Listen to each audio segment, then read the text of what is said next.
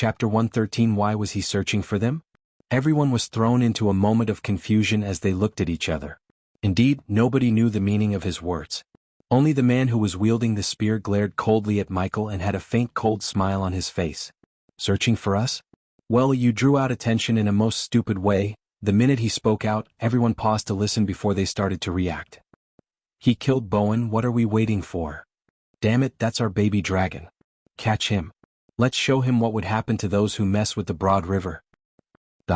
In that instant, even without their leader to instruct them, the Broad River sect disciples rushed towards Michael with faces of evident rage. Stop! However, their steps were halted by Michael's voice, and although he spoke quietly, the arch energy made his voice sound loud. What? The spear-wielding man and the archers asked Michael, while Alicia looked at him curiously to see why he asked them to stop. Why did you scream die before attacking? All of them were stunned hearing Michael's question, including Alicia and Maisie. Initially, Alicia thought he's going to talk this out because she didn't think he could kill all of them by himself. As far as she was concerned, only Noah could kill them without anyone's help. The Broad River disciples and their lackeys stared at him for a few seconds before gritting their teeth in anger because they thought he was mocking them.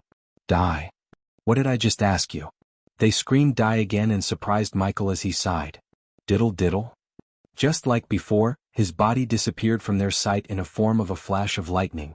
Who is he?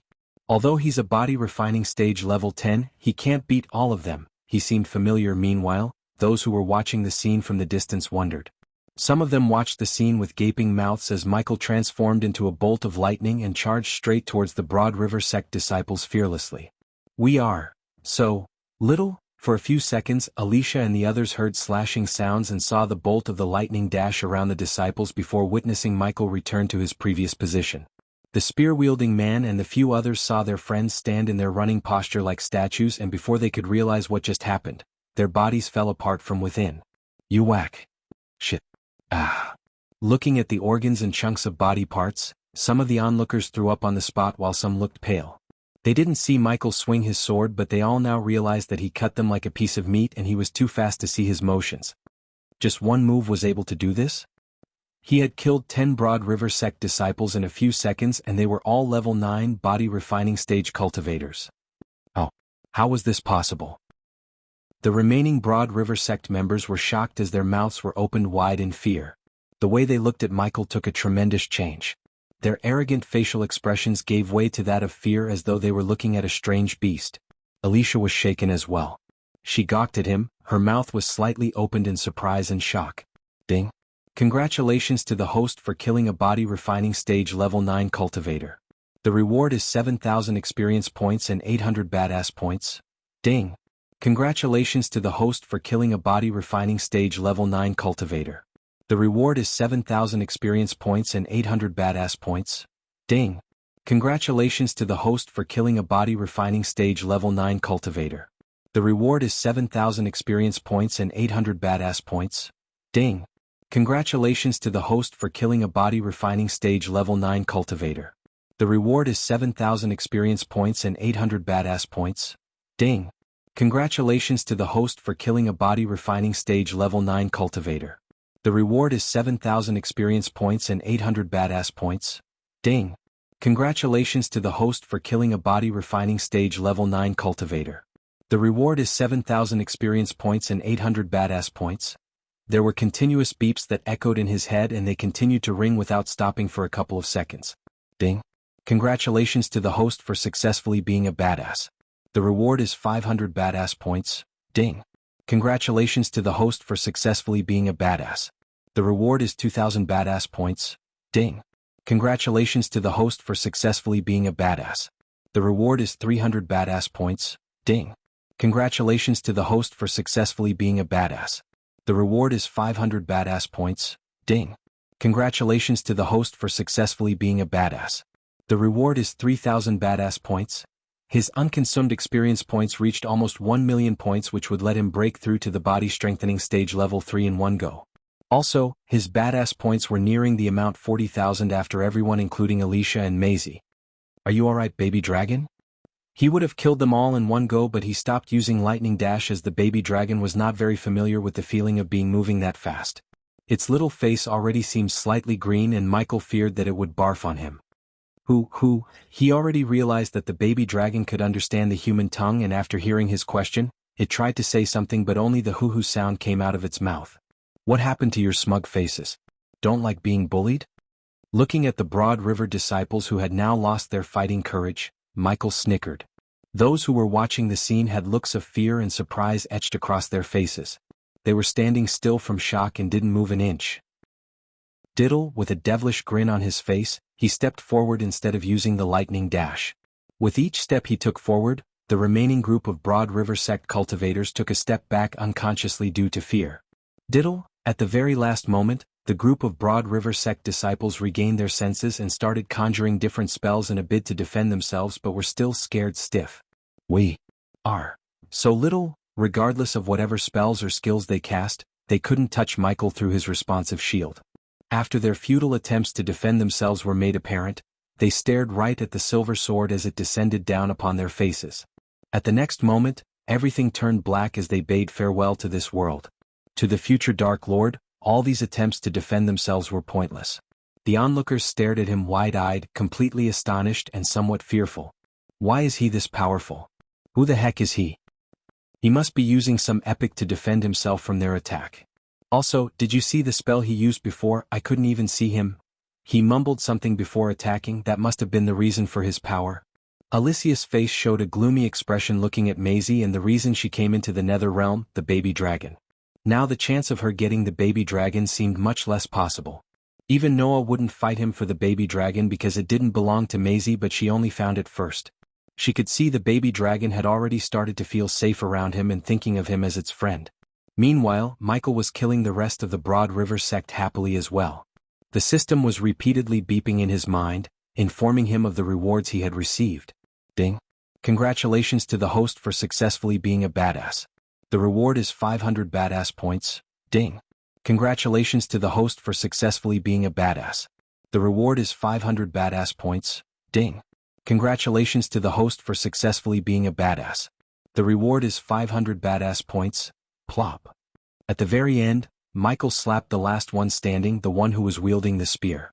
He then stood in the middle of the wreckage of dozens of bodies and grabbed the man by his neck and lifted him up. He then shouted out loudly, "What's your name?" The man struggled to breathe and barely managed to say his name. Sa. Ender, I need you to deliver this message to your sect master. Ghost of Sunrise Sect asked him to come to Sunrise Sect the next moment he hears this from you, or the next day, there won't be a Broad River Sect. He threatened Sander and shocked everyone around him. In his mind he had plans for this Broad River Sect. Ghost. Sander hesitated for a moment as he searched his memories before realizing he had heard this name before. His eyes went wide and then slowly asked, "What's your feud with us? Seriously? Do you think I don't know your history of bullying my sect whenever you get the chance? The time of bullying my sect is over. From now on, it will be us who do the bullying." Michael chuckled while saying the latter part. Sander felt an ache in his chest as he nodded and wanted to escape with his head attached to his shoulder. Alicia and Maisie were trying to keep their mouths closed but had weird expressions on their faces. Unlike Abel believed, after they heard what he just said, they realized that he's not any different than an arrogant young master. Alicia thought that even if the Broad River Sect had bullied the Sunrise Sect before, killing them brutally like this and threatening to end their sect didn't go well with her. "Now run along," he patted Sander on the cheek playfully and threw him away. Sander felt extremely relieved and didn't even take his spear from the ground as he ran as fast as he could from the sights of Michael. "Who?" The baby looked happy to see him run away as it affectionately licked Michael's face. In Maisie's mind, the baby dragon was her, and seeing it play with Michael made her little face turn red in anger. And just as he was about to turn and leave, Maisie stepped forward and raised her voice at Michael. "Stop right there." Chapter 114. Michael was surprised at the little girl and turned to face her. She was nearly Cindy's age, but in his eyes, this little girl was nowhere near Cindy as she seemed extremely arrogant and tyrannical. "It's mine." Even though there was no need to raise her voice to reach him, she shouted in a domineering way. For a moment, he stared at Alicia and hoped she would warn this little girl, yet Alicia did nothing. He kept staring at the little girl and didn't speak a word as she stepped forward and pointed her finger at the baby dragon. "That baby dragon belongs to me, Maisie Cooper." Alicia almost forgot how domineering this little girl could be. They didn't see this side of Maisie because when Noah was around, Maisie would behave like an obedient kitten. Alicia would have advised Maisie to back off, but she knew how much Maisie loved to have a dragon as her pet, and no matter what she would say, the little girl would not back off and let go of the baby dragon. Therefore, Alicia decided to back Maisie, and if push comes to shove, she would fight Ghost until Noah and Abel arrive. Oh! On the other side, Maisie saw him gently grab the baby dragon and search its body for something. Ooh! The baby dragon giggled as it felt ticklish when he lifted its wings and examined its body. Maisie and Alicia frowned watching him before he placed the baby dragon on his shoulder again and looked at Maisie. Nope, can't find your name on it. Many who assumed the entertainment was over now started to believe that the real entertainment has just begun. Many chuckled inside hearing his answer, and Maisie's face turned redder in anger. He's really not putting the little girl in his eyes. The little girl is crazy. He just massacred a group in front of her eyes and she still dared to raise her voice at him. She's either too stupid or belongs to a big power. Let's just wait and see, the onlookers murmured looking at him and Maisie. Give me my dragon before I make you. Do you think I'm afraid of you? Maisie palmed her fist and looked like she was ready to fight for the baby dragon, which only made Michael chuckle. You should be afraid of me if you think you can take the baby dragon from me. He didn't raise any killing intent or looked cold but said with a calm face. Ding. Congratulations to the host for successfully being a badass. The reward is 800 badass points. Ding. Congratulations to the host for successfully being a badass. The reward is 300 badass points. Ding. Congratulations to the host for successfully being a badass. The reward is 200 badass points. The system suggests the host challenge Maisie and get the Ring of Fire. He ignored the badass points notifications, but when he heard the last notification from the system, he momentarily opened the system and read it again to make sure he heard right. Ring of Fire? Is it a legendary class spell? His eyes glistened in excitement as he saw a blue description box appear in front of his eyes. Spell name, Ring of Fire effect. Creates a shockwave of flames and a ring of fire around the caster for a short amount of time. Upgradable. Upgradable through mentor function current level. Rare. The spells from the system had no current level stat, and unlike the system bot spell, he wouldn't be able to unleash the maximum potential of the spell right out of the bat, but he had to pay badass points as well as practice or use the spell more often to unleash the spell's maximum potential. Although Michael preferred not to hurt a little girl like Maisie, it didn't mean that he won't teach her a lesson and in the process, get the Ring of Fire from her by exploiting her arrogance and her yearning for the baby dragon. So you're ready to fight for the baby dragon?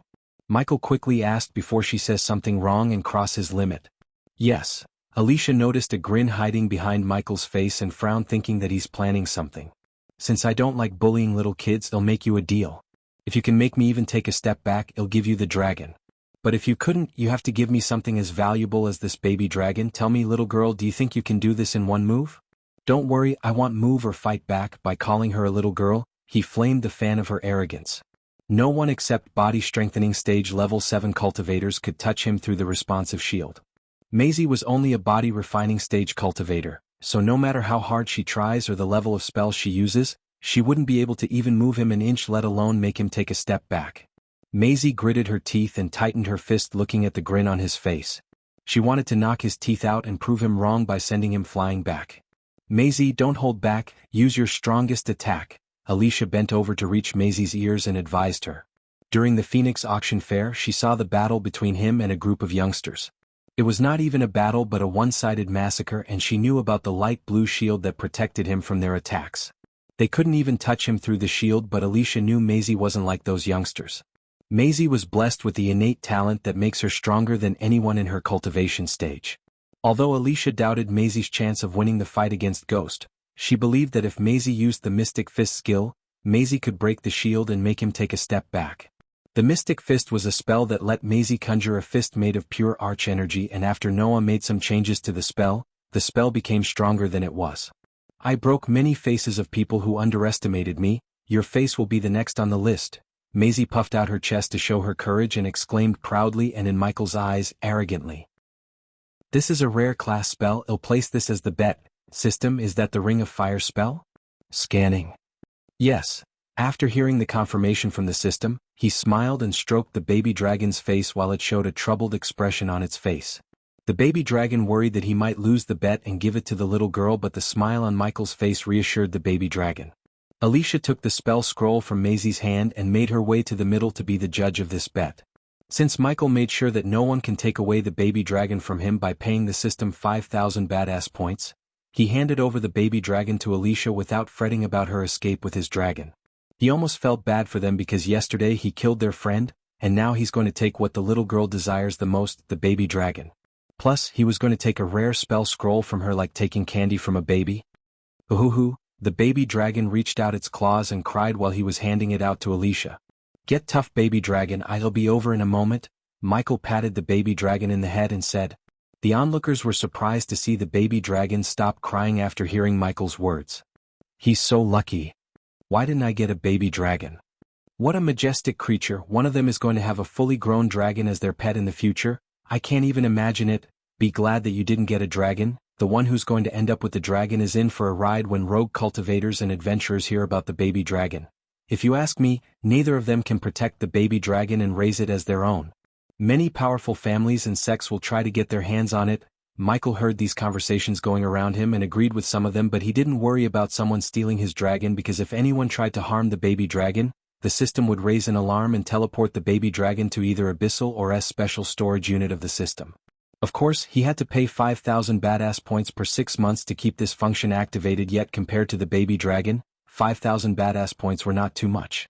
You can't fight back, and if you take even one step back, the baby dragon will go to her. If not, the baby dragon and this spell scroll belongs to you. Do you agree? Alicia coldly asked Michael as he nodded, and then she looked at Maisie to see her give a small nod. Remember, she has one move, Michael calmly said, and Alicia could only nod and hope that the Mystic Fist would let Maisie win the baby dragon. Let's see what you got, little girl. Chapter 115. Because of the drama and curiosity, many people stepped closer and curled Michael and Maisie. Michael was happy to see the crowd around him and expected to receive at least 2,000 badass points by impressing these crowds. On the opposite side to Michael, Maisie let out a cold snort and closed her eyes to conjure the arch energy to use her strongest attack, the Mystic Fist. Although Alicia advised her to use the Mystic Fist, the main reason for her to go with Mystic Fist was she wanted to humiliate Ghost, who was said to be on the same stage as Noah. She wanted to prove Abel and everyone wrong by defeating Ghost, and in her mind she really believed that she could win this bet and defeat him. Ever since she started cultivating, she never lost a battle. Zizi. Just a few seconds after she closed her eyes, the onlookers felt the ground slightly trembling and heard an unearthly humming in the air. Soon, their jaws dropped and their eyes went wide as they could in shock, looking and feeling the pure arch energy that's being gathered around Maisie. Alicia was not an exception to this, as she also seemed amazed by the spell. Holy shit, is that an epic class spell? Yes, it is. I heard only someone from the Cooper bloodline can use this spell. Can he really withstand this attack? He did say he won't move or fight back. This spell seems like it could kill even a body-strengthening cultivator. Look! The fist is taking shape. Michael calmly watched a huge fist made out of nothing but glistening silvery arch energy appear above Maisie's head.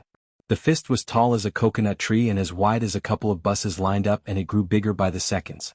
However, there was no fear in Michael's eyes but excitement, because the more powerful and fancy the attack, the more badass points he would get after defending himself from the attack.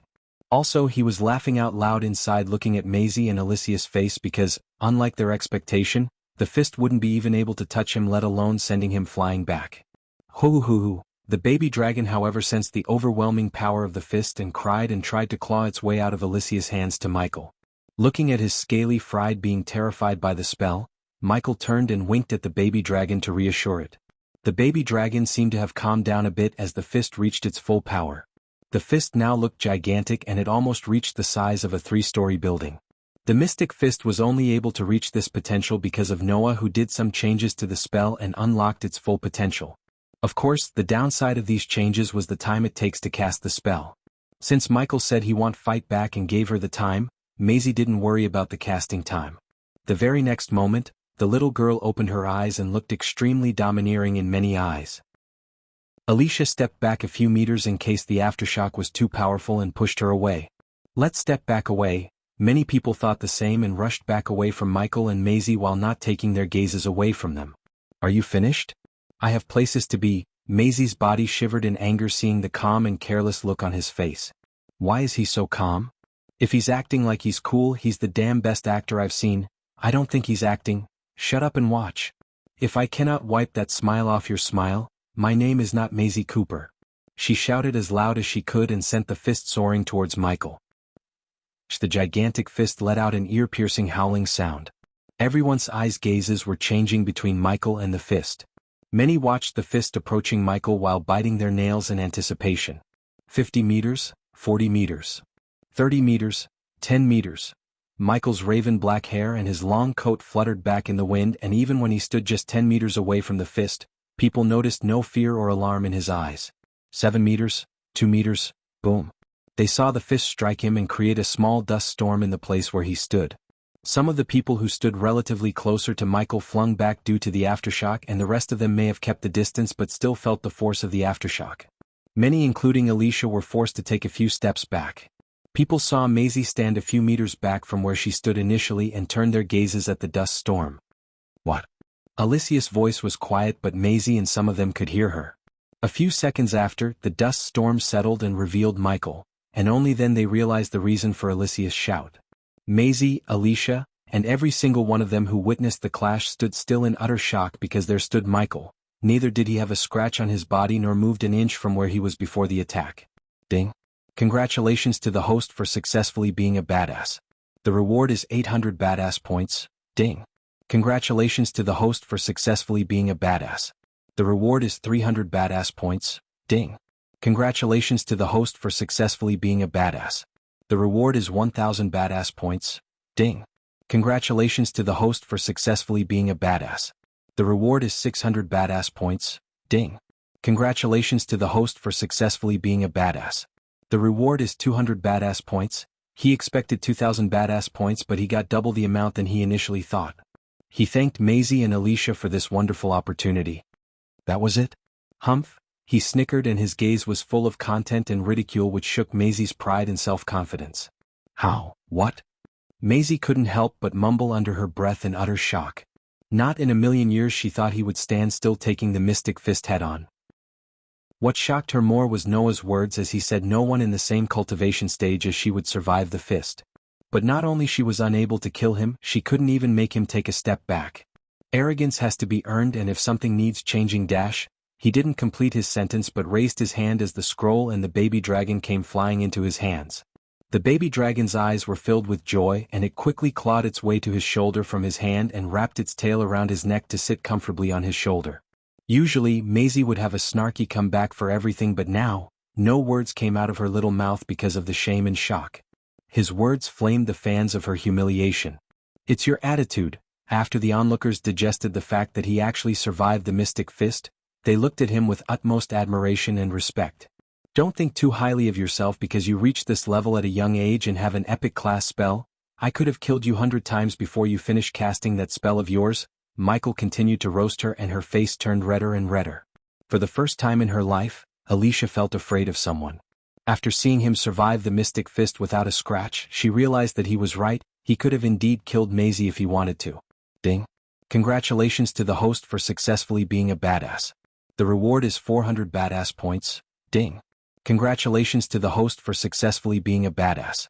The reward is 300 badass points. Ding. Congratulations to the host for successfully being a badass. The reward is 200 badass points. At this moment she doubted even Noah could defeat him. Now she finally understood why Peyton and Zanali wanted to recruit him first. Amidst the shocked gazes, Michael gave a last glance at Maisie before turning himself into a lightning bolt and disappearing from their sight. Even after he left the place, no one was able to close their mouth. Right this moment, none looked at Maisie as a young genius but a loud-mouthed brat. Michael did not know that he attracted many eyes and spread his legend across all the kingdoms in the Elon continent. Without Noah knowing, Michael killed one of his closest friends and destroyed the self-confidence of Maisie, the girl he thought of as his little sister. In just 2 days after coming to the Nether Realm, he gained a lot more than everyone else. First, he obtained most of the herbs in the Sky Garden, and then he gained a contract to supply pills and potions to Aragoth, and now, he got what he wanted the most ever since he came to this world, a dragon. Besides, he gained a new underling, but who knows what the orc hides beneath his ugly face. While Michael was celebrating his gains, his old enemy has begun the plot to destroy him and everything he built once and for all. Obviously, this old enemy was Jane, and she had no idea that there's someone just as bad as Ghost is waiting to mess up her revenge plans. Now that we had enough badassery of Michael, the Lord of Darkness, it's time to witness the Queen of Darkness in action. Chapter 116, Sister Elia. Sister Elia. Inside Michael's home in the Sunrise sect, Gaia was cultivating until she heard Jack calling her out. She sensed panic in Jack's voice as she stood up and walked towards the door. It's been 5 days since Michael left, as time flows differently in the outside world than the nether realm. For the last 5 days she was busy as a bee. She spent half of her day in Majestic and half of the day overseeing the construction of their new high-end restaurant as well as the renovation of the Sunrise sect. Because of the works, she didn't even talk to Michael through the earpiece but fully focused on the work at hand. Today was supposed to be her holiday and planned to spend the day cultivating. This little shit better has a valid reason. She cursed him under her breath and opened the door to see Jack outside the door with 5 finger marks on his right cheek. On the corner of his mouth, there was a red smudge. All of his clothes were stained with mud and dust, and there were even some scratches on his hands. He seemed like he went skating on the ground with his body. Sister Elia, seeing Gaia, Jack felt relieved. Despite her cultivation, Jack thought of her as someone he could rely on or ask for help. What happened? She knew the red smudge was blood, and also she didn't fail to notice his legs shiver. Sister Elia, some adventurers stopped the renovation work and they are asking for more gold coins. I tried to negotiate with them, but did they do this to you? She interrupted him before he finishes his sentence as Jack nodded his head. I'm going to beat the crap out of them for attacking my minion, come. She tied her raven black hair into a ponytail and rushed towards the student quarters because that's the place they were renovating. Sister Elia, those adventurers have a body-strengthening level 8 cultivator with them. We should go and get the Baron's men. While the sect is being renovated, Claire and the elders went to capital to meet the king of Bredia and settle their debts. Daniel and Ricky were working with the dwarven engineer to build the restaurant according to Michael's plan.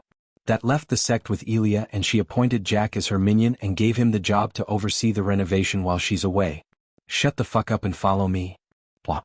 She slapped the back of his head hard and continued to walk. After he was slapped and thrown away from the student quarters by those adventurers, his first instinct was to run to Ghost's home and call Sister Elia. He didn't think anything about her cultivation or how weak she is compared to a body-strengthening cultivator. For Jack, Ghost was the highest existence in his world, as he basically worshipped him in his mind. Because of Ghost, he had tremendous respect towards Elia, even though she would beat him regularly whenever she gets the chance. However, he never got mad at Elia after a while because he knew she might be the only person who would fight for him and protect him like a big sister. He ran behind her like a little kid and hoped that she has a way to resolve this conflict with the adventurers. A few minutes after, Gaia and Jack came to the renovation site. No one can work until someone pays us what they owe us. The disciples and the workers stopped what they were doing and kept their distance from a group of adventurers who just beat Jack. All the adventurers in the group were a body-strengthening stage level 3 cultivator except the one who was shouting orders at the workers. He was a body-strengthening stage level 8 cultivator. In Gaia's eyes, they all had one thing in common: they didn't seem like they came to do construction and renovation work, as they were strong enough to get more paying quests. Their armor alone was worth at least 100 gold coins apiece, and they certainly did not need to work for 20 silver a day. Who hit you? Asked Gaia. Sister Elia. Sister Elia is here. Sister Elia. Many disciples shouted the name Elia when they saw her. The adventurers, however, just snickered looking at her cultivation level, except for the strongest adventurer, who looked Gaia with eyes filled with lust. Many girls who saw him staring at Gaia made them feel nauseated, and they prepared themselves to fight the adventurers if they dared to touch Elia. After Ghost joined their sect, the reputation of the Sunrise sect took a turn, and many who bullied them for fun now wouldn't even dare to look at them in a wrong way. Only because of him that they were able to settle their debts and receive the needed resources to cultivate with no hindrance. Therefore, how could they let Ghost's girlfriend be violated by these adventurers? It was me, pretty girl. A middle-aged man who was thin as a stick made his way towards Gaia with a wicked grin on his face. Plop. Ah. The middle-aged man halted his steps when he saw Gaia suddenly slap Jack. Did you really let this walking stick slap you? Look at him. Everyone was stunned by the words coming out of Elia, especially the thin man. He didn't think he would be mocked by a body-refining stage girl. A gust of wind could have killed this fucker. You? How did you even climb the stairs against the wind? Ha! Gaia couldn't keep a serious face as she burst into laughter. Sister Elia. Jack tried to stop her from antagonizing the man any further as he already looked pissed off. Your mom was also so thin as, she said laughing, she ate a meatball and thought she's pregnant. Gaia began to abuse the man's family and continued, but it turned out she was really pregnant. Pregnant with you, ha! Her joke might have been a bad one, but the man's reaction made even his friends chuckle for a moment. How dare you? Who? Etchy.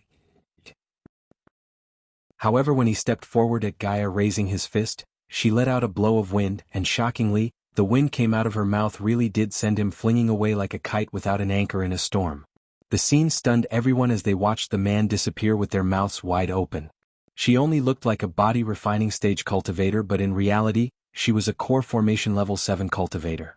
For her, killing a body strengthening stage level 3 cultivator as easy as stepping on an ant. Was that me or the wind? She looked at the sky and said while the rest of the adventurers stared at her speechlessly. Sister Elia, you. Gaia ignored Jack and looked at the leader. I heard you want more gold coins. Erase my counteroffer, pay my minion's healing cost, apologize to him and run away as fast as you can. There was no smile on her face as she said seriously. Healing cost? How much would that be? The leader, who was a bulky old man with a white beard, asked. 9,000 gold coins plus 2,000 for the psychological pain my minion experienced because of you? Is Sister Elia serious? Did you do that? How did she do that? Am I seeing it wrong, or she's just a body refining stage cultivator? I bet Brother Ghost gave something to her making her this powerful.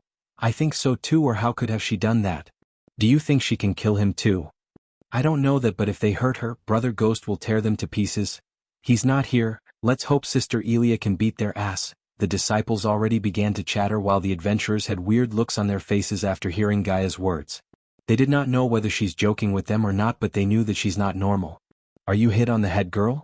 I don't know what you used to do, what you did, but dash. No buts, you either do what I told you or die. Gaia interrupted the leader with her words, and seeing the careless look on her face, the leader glanced at the man on his side as he stepped forward to take care of Gaia. Jack, keep an eye on that guy. I have a feeling that this is now what it seems to be. While the man was on his way towards Gaia, she ordered Jack and rolled her sleeves upwards. After looking at the confidence in her eyes, Jack felt powered. He gave a quick nod and started to watch the leader as she said, I need to torture your leader, so I suggest you all 6 to come at me together. I don't like my time being wasted. The more everyone heard her words, the more they became surprised and shocked. If anyone else was in this situation, they would be afraid, but in her eyes, there was no fear at all. Bring me all the teeth on her mouth. The leader had enough of her. He never expected a body refining stage cultivator like her would mock them to this extent without showing any signs of distress. Good way to torture someone. I'll pull your teeth one by one, just wait a few seconds. Chapter 117. Gaia spoke with a voice like a great bell while portraying an incredibly imposing manner. The disciples heard her words and they couldn't help but feel goosebumps all over them. Since Gaia seemed like she has a way to kill them all, they trusted Gaia instead of doubting her.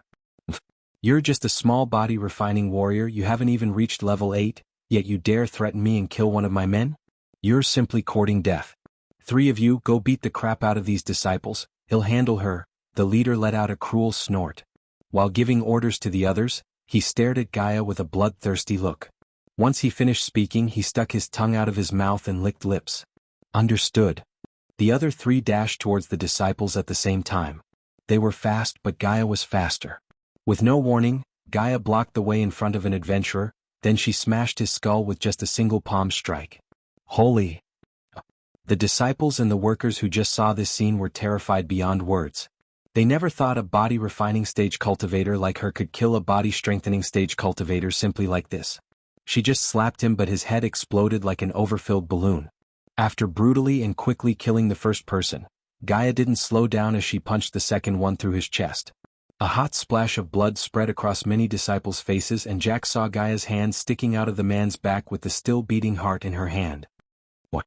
The leader shouted out in disbelief. He could finally react and halted his steps. He just stood still like a statue, speechlessly. He never expected that this young girl whom he looked down upon could have such a ferocious approach and kill 2 of his men in an instant, making their adventuring party suffer a great loss. You're gonna die. The leader became furious. He quickly retrieved his mace and raised the mace high up into the air, then he forcefully threw it towards Gaia. With this action, he tried to save the third man's life before she could brutally kill him. However, she grabbed the man by his neck and threw him towards the mace, which was still soaring through the air. Plop! Blood and pieces of flesh flew off in all directions. The mace produced a buzzing sound after it collided with the man's body. Because of the force of Gaia's throw and the power of the mace split open the man's head in the mid-air. The terrified expression on everyone's face became thicker. None of these adventurers was Gaia's match. Although the leader was much stronger than the men she just killed, compared to her, he was still feeble as a baby. When she killed these men in the nether realm, Michael received the notifications and tried to contact her through the earpiece, but she put the earpiece in her space ring while she was cultivating and didn't put it back on. Among his party, 3 were instantly killed by Gaia, and 1 was sent into the sky. They were hired to cause problems for Ghost while he was away and hurt his girlfriend as well as a few of the disciples in the process. But, right at this moment, he realized that he stepped into the wrong place and met a devil in the form of this girl. Sister Elia rocks. Hail Sister Elia. Looking at the terrified faces of the remaining adventurers, some of the male disciples cheered after Jack. The leader let out an angry roar, then he unleashed his full power and slashed his mace at Gaia as she punched the mace, covering her fist with arch energy. Bam! The mace and the fist clashed with each other. The center of collision exploded and surprisingly, there appeared cracks on the mace. The leader was sent dozens of meters away from the impact while coughing blood out from his mouth. Can't even withstand a single fucking punch. She let out a cold snort, then she turned her attention at the remaining adventurers before they could escape and dashed at them with a wide evil grin on her face. The grin on her face not only terrified the disciples but also sent a cold chill running the adventurers' spines. The adventurers intended to escape, but before even they could take a step, she appeared before them and started crazily attacking them. Bam bam bam. With every strike, a loud explosion-like sound would follow. The adventurers tried blocking the attacks with shields in their hands, but, under Gaia's lightning-fast attacks, they could only defend for a few seconds before she broke shields and bones. She could have simply killed them 1 punch to each adventurer, but she beat them to induce the fear of God in the leader's heart so he would break easily when she starts investigating him. Besides, this was her first battle after a long time, therefore she didn't intend to end the fight so soon.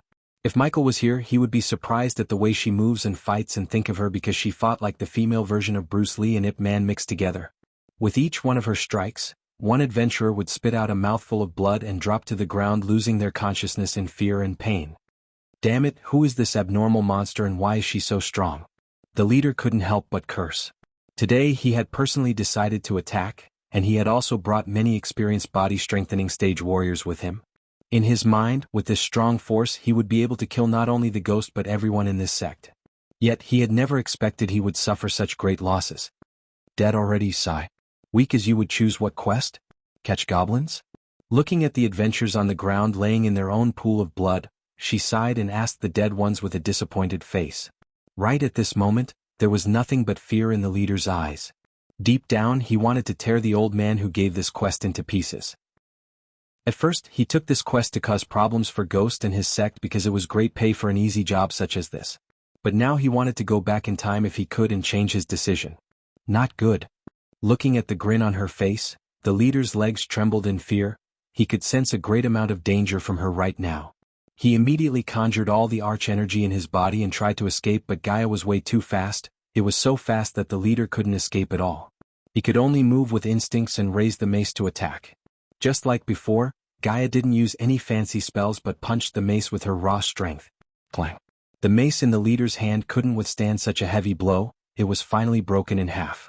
After that, the leader let out a horrifying cry and fainted on the spot. "I'll deal with you later," she said, looking at the unconscious leader, and turned her gaze towards Jack.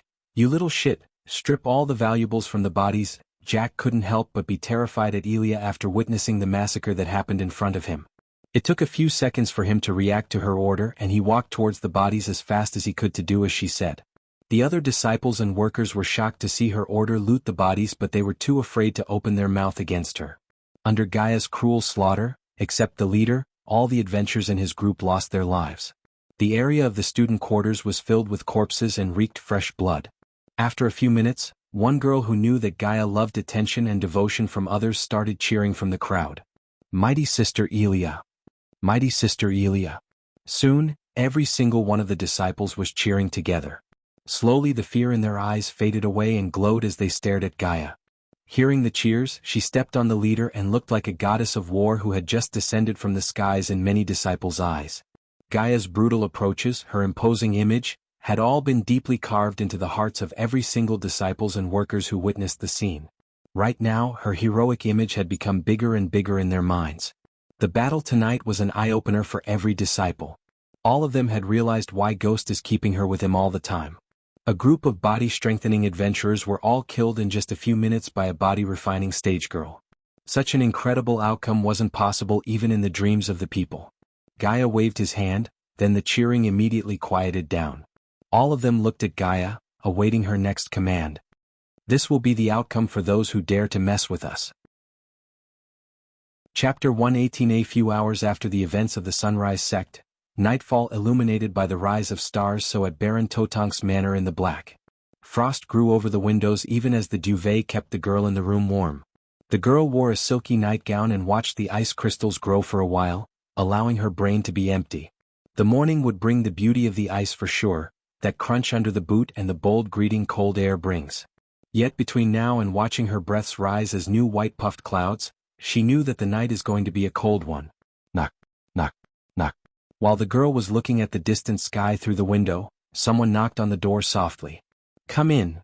The door opened with a low creaking voice and then through the door came an old man who had his face covered with a dark hood. Miss Totank, it seems there was a small hindrance to our plan, the old man said as Jane turned her gaze away from the distant sky to him. But Howard handled the situation and brought the girl here. The seriousness and the anger within her eyes disappeared. Her mouth curved upwards to reveal a small smile. Jane was prepared to punish the old man if he failed his task.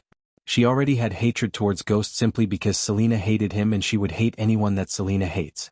Her mother passed away when she was just born and although Selena was just her cousin, Selena raised her like a little sister and for Jane she was like a mother. Therefore when she heard Selena's complaints about a guy who tried to perv on her at the waterfalls, Selena wanted to tear the guy into pieces. Like pouring petrol into the fire, her anger burned hotter after she heard what happened in Heaven's Gate competition.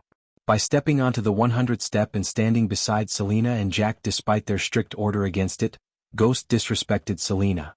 That was why when she heard Ghost came to Bradford through her spies, she immediately went to the Green Heaven and picked a fight with him. She thought her bodyguards could kick the crap out of him but instead he almost killed her bodyguards. What made her more furious was that when she told her father and asked him to punish Ghost, he sided with Ghost saying that it was her fault. Ever since she was born he never raised his voice at her but because of Ghost, he chewed her out and made her cry her eyes out. From that day she was plotting her revenge on Ghost and when she heard he's going into the Nether Realm, she put her plans of messing with his plans in motion. At first, she sent a couple of goons pretending to be customers to the Majestic to destroy the reputation of his new business. Then she hired a group of bandits and ordered them to target Ghost's customers. As her next plan, she asked the old man who is her new bodyguard to hire a group of adventurers to harass the disciples and stop their renovation. Of course, by harassing she meant breaking their bones just like Ghost did to her previous bodyguards as well as kidnap his girlfriend. Jane was planning to either sell her in the slave market or simply kill her and blame Bradia's devil Lucifer. Many of her father's men were put into the night guard because of this Lucifer who's brutally killing the criminals and crooks and leaving a horrific scene of crime behind. Baron Totank had already sent people to the Church of the Two asking the priests and the holy guards to come to Bredia. The people were scared silly and Jane was prohibited to leave the manor in the night. Baron Totank tried to protect the little devil from the real devil but he had no idea that she was trying to get the attention of the devil all along. Ha ha, good work old man, where is that bitch? The old man was really surprised by Jane. When he first met her he thought she's just a rich spoiled brat but after spending time with her, he realized that there is something ugly and rotten beneath her beautiful face. As her bodyguard, the old man advised her to drop her revenge against Ghost because her reasoning seemed silly. After all, he didn't live this long by holding grudges and plotting revenge against a mysterious prodigy like Ghost. The old man and her father and Selena herself told her to drop the matter between her and Ghost, but Jane was stubborn as a mule. I put her into one of the secret prisons and Howard is keeping an eye on her. Howard is keeping an eye on that bitch? What happened to his men? About that? Jane frowned looking at the old man dragging his words out. What? You can explain it on the way. She quickly changed her mind as she wanted to meet Ghost's girlfriend as soon as possible. The old man nodded and followed her behind towards the secret prisons which were built under the manor. On their way to the secret prisons, the old man explained what happened at the Sunrise Sect and how Howard got captured by the girl as well as how he escaped capturing the girl. Jane was stunned by the old man's words and the curiosity of meeting the girl rose to the peak in her mind. Since it was nighttime and the way to the secret prison was restricted to servants and many low-level guards, they met fewer guards on their way. The underground prison was small. Baron Totank didn't like to keep many prisons under here very much. Most criminals would face trial after a few days and either be released or sentenced to the main prison on the ground. In addition to the old man, Jane's other guards who were also the old man's team joined them and entered the prison. The prison had a total of 3 levels and the walls were built out of hard granite blocks. Although Jane was the daughter of the Baron, this was her first time coming here and she noted the deeper she got, the narrower the hallway became. Why is this place so wet and muddy? Jane frowned and twitched her nose as the ground was wet and the muddy sewage was flowing down the stairs, down to the last floor. Howard and the prisoner were at the bottom of the prison. Each layer they went down, the stench in the air became thicker. Miss Totonk, please be careful dealing with that girl, we still don't know the full extent of her abilities and strength. It was a man following Jane who had spoken. You mean to say that the 6 of you, core formation level 4 warriors couldn't handle a body refining stage girl? Jane challenged. No, Miss Totonk, I mean. The man stammered. After hearing her reply, the old man turned his head and signaled everyone not to speak a word as he knew she wouldn't listen to them. This floor was many times smaller than the one above, with a total of only 3 to 4 cells. The warden lit the torches on the walls and as the darkness faded, Jane saw a girl sitting on a chair in the middle of the room with Howard standing behind her. The girl had her head covered with a black sack and Howard's light blue armor almost turned red by his own blood. The temperature in the dungeon was low enough to make people see white fog when they breathe out. The old man's group circled Jane while the old man himself stood by the girl on the chair's side in case she tried anything that would harm Jane. His first priority was protecting Jane and he wanted to do that to the best of his ability. Yet because of Jane's stubbornness, his job became more complicated and difficult. She did that to you? Jane snickered looking at Howard. In the light of the torches, she saw his legs trembling and couldn't help but look down on him. Howard on the other hand only just a few minutes ago realized that he was hired by the Baron's daughter through the old man. He wondered what Jane was planning to do with the girl. Yes, Howard answered meekly and everyone except the old man was stunned because he was a body-straightening cultivator while the girl was only at the body-refining stage. Since they were not there with Howard to see how she massacred his party, they had a hard time believing him. Of course, he would happily agree to kill this girl as she killed all of his adventuring party and tortured him till he wet his pants, but although the girl was tied to the chair as well as iron shackles were around her hands and legs, she wasn't a prisoner as they were thinking. She's not our prisoner, we are hers, Howard thought to himself while struggling to stop his body from shivering, not in cold but in overwhelming fear. Looking at Jane and the guards behind her who were staring at him cluelessly, Howard could only feel pity for them. At this moment, they did not know that they just brought the devil into their household and served themselves on a silver platter. Chapter 119, Where is your ghost now, bitch? Thud.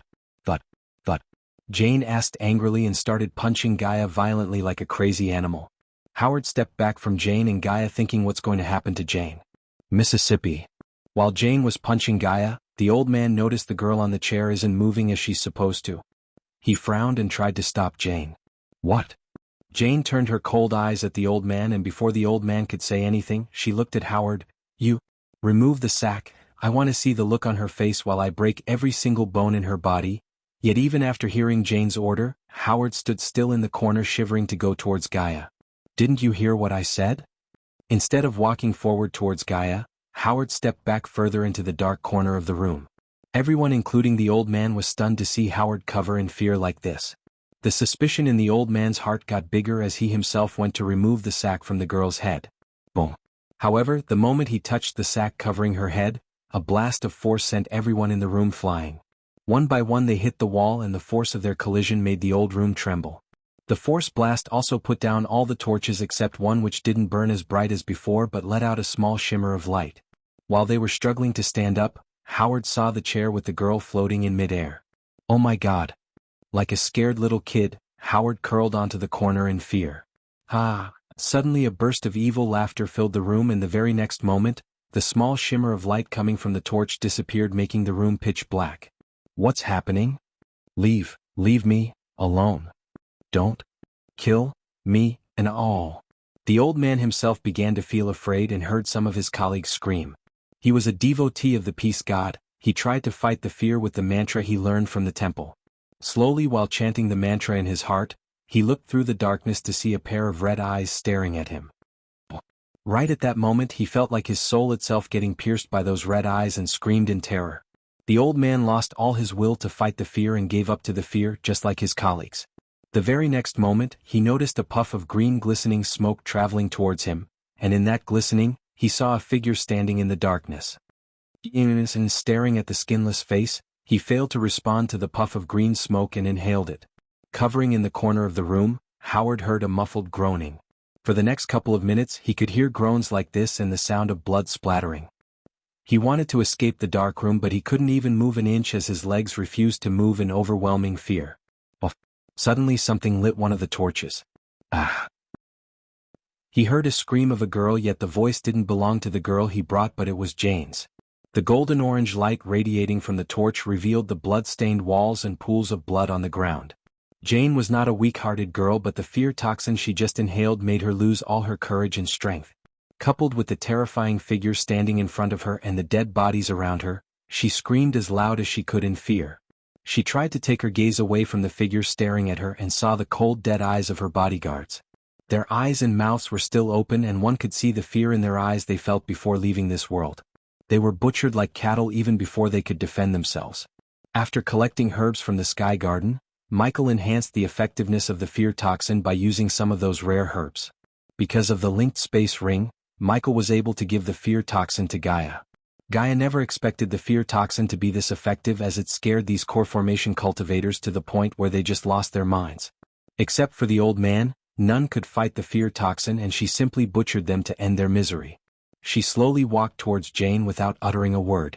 Jane was still screaming, but she made sure that no matter how loud she screams, no one would hear her cry. When she tortured Howard by pulling a couple of his teeth out, he confessed all about how he met the old man and what he was hired to do. It was Michael who told her to go meet the old man as a hostage. Both Gaia and Michael had an idea that Jane might be behind the recent quarrels and bandit problem near the Sunrise sect. They also knew that if Jane was indeed behind this, she would make sure that the Baron doesn't know about anything, because he strictly ordered her to stay out of Ghost's way. Just like they planned, the old man used a secret tunnel to transport Howard and Jane into the underground prisons without alerting the Baron. Instead of go looking for Jane, they made sure Jane herself came to them. For the outside world, Howard and his group were killed by Gaia because they tried to extort more coins and harass the sect. No one would know what was his real motive or who hired, as the old man did everything related to the Sunrise sect very discreetly according to Jane's order. Poch. Without even turning her back, Gaia kicked one of the swords on the ground and sent it straight through Howard's head. After killing Howard, she had erased all the evidence that could trace back to her and Michael. Now the only thing that remained her to do was kill Jane and end this feud. But before killing Jane, she wanted Jane to be sane, or at least less affected by the fear toxin. Therefore, she stopped radiating the fear toxin from her suit of armor. "A stupid bitch like you shouldn't have tried to mess with us." The voice modulator the system placed in her suit of armor transformed her voice to sound freaky and inhuman. Gaia grabbed Jane by her neck and lifted her up. "Who? What?" Jane tried to speak, but Gaia tightened the grab around Jane's throat. "No, the time for you to speak is over. The moment you tried to mess with my human, you sealed your fate." Crack. The very next moment, Gaia snapped Jane's hand into two like a stick. "Ah! Ha!" Jane screamed in agony, but Gaia laughed, looking at her pain. She knew that Jane would have done the same if she was weak and helpless. Thinking about how she beat her violently just a few moments ago, Gaia had no regret of torturing Jane. "If you want to blame someone, blame the god who put the brain in your ass and shit in your head. So, Lee." Nah, despite the pain and fear, Jane let out the name of her cousin. "Don't worry, that bitch is on our list." There was a sudden terror emerged in Jane's eyes, which showed the love and bond between her and Selena, because even in a situation like this, Jane worried and cared for Selena. Deep down in her heart, she hoped that Selena would come out of nowhere and save her from this girl. She wanted Selena to be her white knight in armor, but she did know that even if she appeared at the prison magically, she couldn't save her from Gaia, who was a core formation level 8 warrior. At this stage, even Michael would have a hard time defeating Gaia without getting the help of the system. She was a true genius who traveled many places and trained herself through many life and death battles, not a prodigy who would only fight in a tournament. Crack. She broke Jane's other arm as Jane started to lose her consciousness due to the pain and the blood loss. "Human?" Suddenly Gaia heard Michael's voice in her ears and nodded. She then took out the earpiece from her ear and placed it near Jane's ear. "Playtime's over, bitch." The very next moment after Jane heard these words, everything around her became dark. Gaia retrieved the dagger from Jane's head and threw her body aside. With a wave of her hand, a bright beam of light appeared out of her space ring and disappeared along with all the dead bodies. Michael ordered her to place the body somewhere public. He wanted the name Lucifer to be something like Voldemort, a name to be afraid of. People like Jane and cultivators should shudder in fear at the mere mention of Lucifer. First, he wanted to clean and get rid of all the righteous hypocrites and criminals like rapists, mass innocent murders like the Blood and Bones sect from this world. How could he let scum like these be in his world? He was not planning to rule a world that is infested with criminals and such. To do that, he had to spread fear and cleanse this world starting from Breedia. By killing Jane and showing their bodies to the public, he had taken a big step in the path of becoming the Dark Lord that the Guardians are so afraid of. Chapter 120. The very next day Gaia killed Jane. She acted as nothing had happened and resumed her normal schedule. Like first thing in the morning, she filled her stomach with all the delicacies that Raylene cooked for her. After Michael turned her into a 5-star chef, Gaia made Raylene cook everything she likes and devoured everything in a couple of minutes. With her belly full, she would oversee the renovation of the sect. She ordered to tear down the entire quarters of the elders and Claire and build it from the ground up. Previously the elders stayed in a single big mansion, but now, she ordered the workers to build each elder a mansion in the country manor style. At the moment they had almost finished 3 houses and were putting a foundation for the rest of them, including Claire's. She selected pure white paint for the walls and royal blue for the roofs. There were also flower beds and lush green lawns in front of these mansions in Gaia's mind, but first, she wanted these mansions to be built.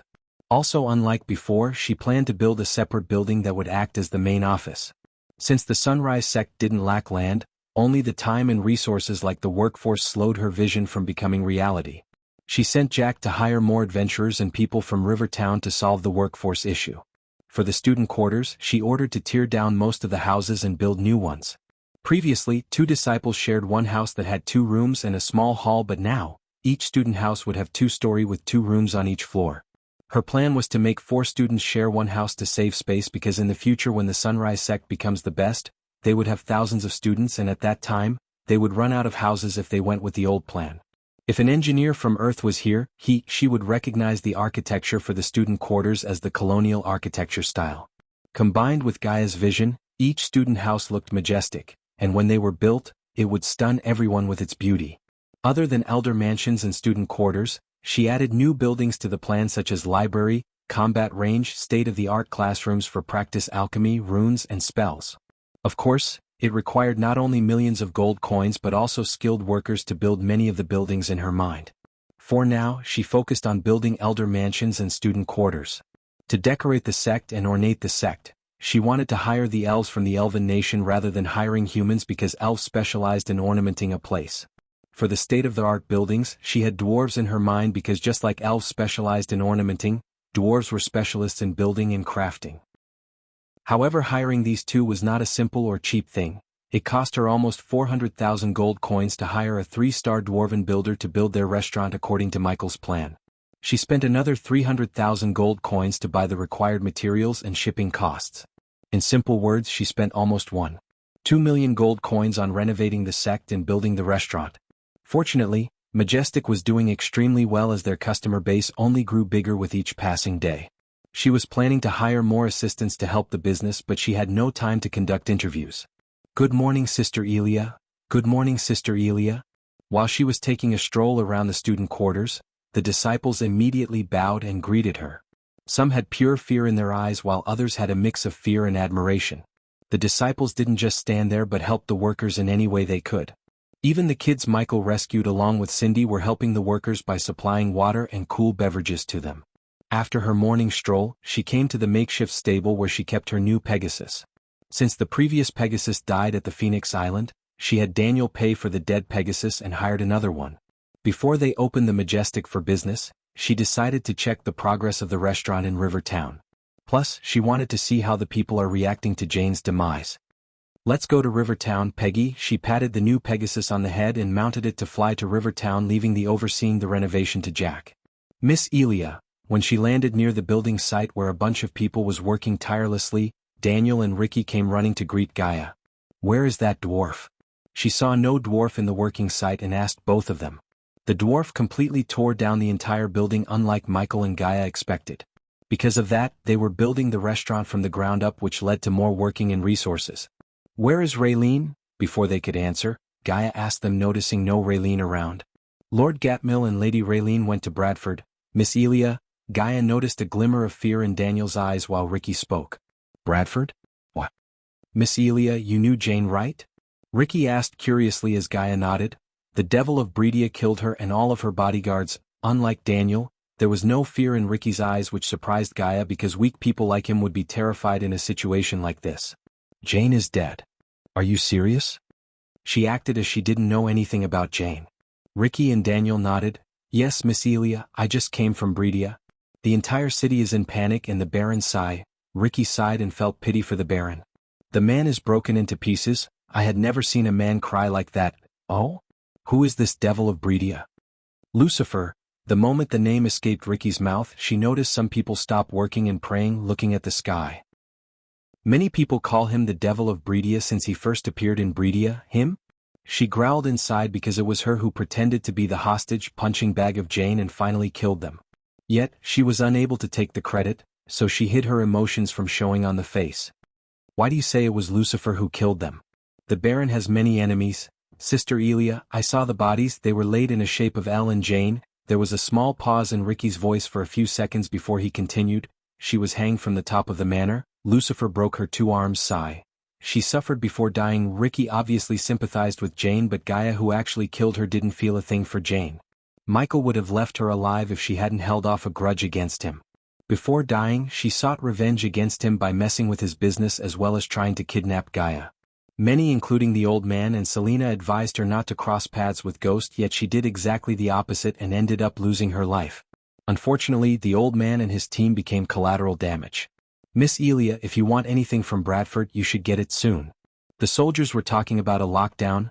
Entire garrison of Bradford is searching for Lucifer, and I heard the church is also coming in case he really is the devil, Daniel added. It was no surprise to Gaia that the church is coming to Bradford because when something evil appears, they would come to cleanse the city with their holy guards. Aside from the garrison and the church, she also expected the guardians to act as they would now suspect Lucifer to be the Dark Lord. With their current power, she knew they can't face either of those three. Fortunately for her, Michael could cultivate by killing Netherils, and the orc was waiting in the abyssal to summon Netherils for Ghost to kill. Michael and she were planning to stop terrorizing the kingdom for a couple of weeks till the heat goes down. Besides, after Ghost came out of Nether Realm, they would be busy managing their businesses as well as getting rich. Of course, they knew Selena would suspect him and come looking for trouble, but they had already devised a plan to deal with her. However, the spell Gaia was using to mask her cultivation was a legendary spell that could only be dispelled by a half-immortal. Considering Ghost was in the Nether Realm while Gaia killed Jane, the garrison or the guardians wouldn't allocate too many resources to investigate him. What do you think, Daniel? Don't you believe in the devil? Asked Gaia. Of course I do, Miss Elia, but I just think this is a work of a human. Don't be too sure, old man, that was not a work of a human. You know shit, Gaia thought inside as Ricky went on. I saw those eyes, it wouldn't be surprised if they were scared to death. If you don't finish your work here, I will gouge out your eyes. Gaia kicked Ricky on the bottom and chased him away. I want this built before Ghost returns, Gaia ordered Daniel. There were still 3 days until he returns and she wanted to surprise him by giving him the new restaurant. Chapter 121. After getting the baby dragon and the ring of fire spell from Maisie, Michael spent the day roaming around the Nether Realm to find treasures. However, he had no luck finding another treasure like the Sky Garden or the baby dragon. When the daylight disappeared, he found another cave and decided to spend the night inside. Hoo-hoo-hoo, the darkness of the cave freaked out the baby dragon as it rubbed its head against Michael's chin while groaning. You shouldn't be afraid of darkness, baby dragon, he said after gently massaging the baby dragon's head. He then bought a torch and placed it inside the cave, not because of the baby dragon's fear of darkness, but he wanted to see the baby dragon with no one interrupting. He sat on the ground lifting up the dragon like baby. Mud and blood stains covered its body, preventing him from seeing the baby dragon's color. Staring at the wonderment in his eyes, the baby dragon tilted its head. Everything seemed like a dream to him. He never expected in a million years that he would be transmigrated to another world and presented with an opportunity to control the entire world such as this one. Holding the baby dragon in his hands brought some memories he was desperate to forget. Yet, the prickly tongue of the baby dragon stopped his train of thought. Let's clean you up. He opened the system to buy a small bathtub so he could get rid of all the blood and mud stains from the baby dragon. The baby dragon's eyes were filled with curiosity when he placed the bathtub beside him. He then moved on to fill the tub with scented water. Hoo, Surprisingly for Michael, the baby dragon shook its head, showing its reluctance to water. This act of the baby dragon reminded him of the dogs back on Earth who also hated taking a bath. The scaly little bastard might be a noble dragon but acted like a spoiled puppy. "Nope, you're getting a bath," he flicked on its forehead, ignoring the protesting of the little dragon. The baby dragon was an intelligent creature. It realized that its protests were going to be in vain. HRR Hugh. He felt the baby dragon's body getting warm. The closer he took the dragon to the tub, the warmer its body got. Ouf! A sudden puff of flame came after he heard the dragon cough. Whoa! Although he was quick enough to save his hair from getting burned, he was still surprised to see the baby dragon breathe fire. "Do that again," he said gleefully, rubbing the baby dragon's head. "Who?" Ouf! He heard the sound again, yet unlike before, he didn't see any stream of fire, not even a puff of smoke from the dragon's mouth. Ouf! The baby dragon coughed again and again and again, trying its best to breathe fire, except it failed to accomplish this feat again. "It's okay, you're still too little to breathe fire." Seeing the baby dragon struggling to breathe fire, he comforted the scaly creature, hiding his doubt and disappointment. While the dragon was distracted, he merged it in the water. The baby dragon cried in shock and fluttered its scaly wings, trying to escape from the clutches of this cold water. Michael had his hands full with the little dragon, who now had absolute hate for water for the next couple of minutes. He used enough force to keep the dragon still while he rubbed the dirt and blood stains off of its body. As the dirt washed up on the water, he started to see the glimmering crimson scales, the pitch-black claws, and the thin yet tough wings. On its head, he noticed swellings. He may not be an expert on dragon anatomy, but he watched enough dragons in the movies to know that swellings would soon become horns. He lifted up the baby dragon from the bathtub only after he made sure there wasn't a speck of single dirt on its body. The baby dragon gnawing his hand as an act of revenge, but those baby teeth weren't strong enough to hurt Michael. He cuddled the dragon, giving a soft kiss on its scaly forehead. Soon, those vertical slit pupils became round. At the same time, it puppy-eyed him to make him chuckle. After playing with the dragon a little, both of them watched the darkness outside in silence until the baby dragon fell asleep, curling itself on Michael's lap. Right when the first light appeared, Michael left the cave searching for treasures. The baby dragon stared at every single thing like grass and tree in wonder, sitting comfortably on his shoulder. Michael was disappointed in the nether realm because people said although the place was filled with dangers, it also filled with treasures, but in his experience, the only treasure he came across was the Sky Garden. Of course, he got the baby dragon with the help of the system, yet it wasn't true for others. He preferred getting out of this place if this situation continued rather than wasting his time wandering around aimlessly. But soon, the Lady Luck surprised him with the sight of a large crowd in front of what seemed like an enormous cave. He walked cautiously towards the crowd and stood behind a large tree to see what's going on before acting. "Well then everyone, there's not much time left. We should plan accordingly now that we have 6 rare weapons here. We'll definitely be able to destroy those magical beasts and reduce the casualties to an absolute minimum." He heard a man's voice. "No wonder they are called the rare weapons, their strength is far too strong. Those big sects are rich as fuck. With a rare weapon in their hands, each of them can battle a body-strengthening stage beast. With the right strategy, they could even kill one." Many of the men there began to chat among themselves in quiet voices with a fear of speaking too loud.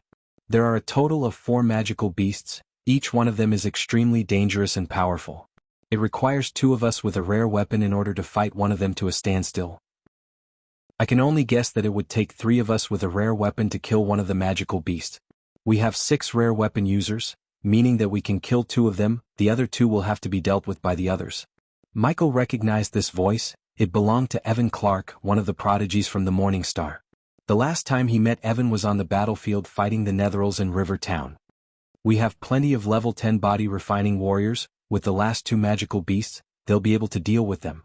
Although no one else would have a rare weapon, the amount of them is enough to handle the last 2 beasts," another feminine voice said. "Victoria," he instantly recognized Victoria by her voice. Knowing that these 2 were here, he realized that there must be something valuable inside the cave and worth exploring, not to mention he could harvest badass points by taking the spotlight from these so-called prodigies. "That's correct. If we all work together, then we will be able to break past the defensive line of the magical beasts." "I agree to this plan," Victoria said. "I agree as well." Followed by Victoria's voice, he heard Hannah Berry's voice. "What is she doing here? Flashing the Netherils to death?" Michael chuckled inside. The crowd saw 3 of the 5 experts had all agreed while the other 2 remained silent. "Noah, Alicia, if we may have your opinion." Evan looked at Alicia and Noah and then the little girl beside them. I see no problems. Both Noah and Alicia nodded their head in agreement with Evan's plan. Seeing the strongest among them give their agreement, Evan had a look of excitement on his face. Then, taking a glance at the crowd, he spoke in a loud voice, "Everyone, now that the 5 experts have all united to enter the Immortals' Cave, I hope that everyone will stand with us. Our combined strength will be enough to kill the magical beasts, and whoever enters the cave will be able to take what they find." As soon as Evan finished his speech, everyone stood up at once and began to cheer loudly. Each one of these men was at level 10 of the body refining stage, and with their rare weapons, they were on par with body strengthening level 5 warriors. If you are not above at least level 7, then don't throw your life away. We are only inviting those who at the peak level to fight with us. Victoria yelled out loud, causing those who didn't meet the criteria to be displeased. Victoria sounded arrogant as usual. The way she spoke irked many people, but they had to stay back unless they wanted to end up as magical beast turds. After this, those who weren't strong enough to face the magical beasts could only retreat away from the cave grounds, leaving behind around 70 men. Each of them was at or above the level 7 body refining stage with a strong background and a determined face. Good, then let's have everyone here so we can plan things out. I propose that we split up into 4 groups, each one will deal with a single magical beast. Does anyone have any opinions? Evan spoke. This plan's fine, I agree. I agree as well. Everyone began to ask their questions. Shouldn't we wait for Ghost? Among the crowd, a person asked, making Michael grin. Chapter 122. After the man asked the question, among the crowd, there were a few moments of silence. It was Victoria who broke this silence with her words, "We are not waiting for anyone. The people here are more than enough to slay those 4 beasts." She left no place for anyone to talk back. Ever since he humiliated her during Heaven's Gate competition by Spartan kicking her off the stage, the seed of hate towards Ghost had grown into a giant tree in her heart. Every time she hears the name Ghost, a flash of anger would emerge from her soul itself. Hearing the name she hates the most again, deep down she hoped he had died somewhere in the nether realm.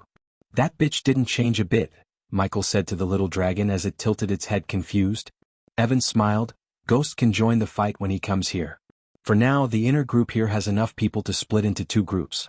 The rest of the men here should split into 2 groups as well. Does anyone have any objections?" The inner group Evan had mentioned were all standing right next to him. All of them belonged to either one of the 3 sects or a powerful faction like the Guardian Guild. Behind the tree, Michael was scanning the area to detect the so-called 4 magical beasts they were meticulously planning to defeat.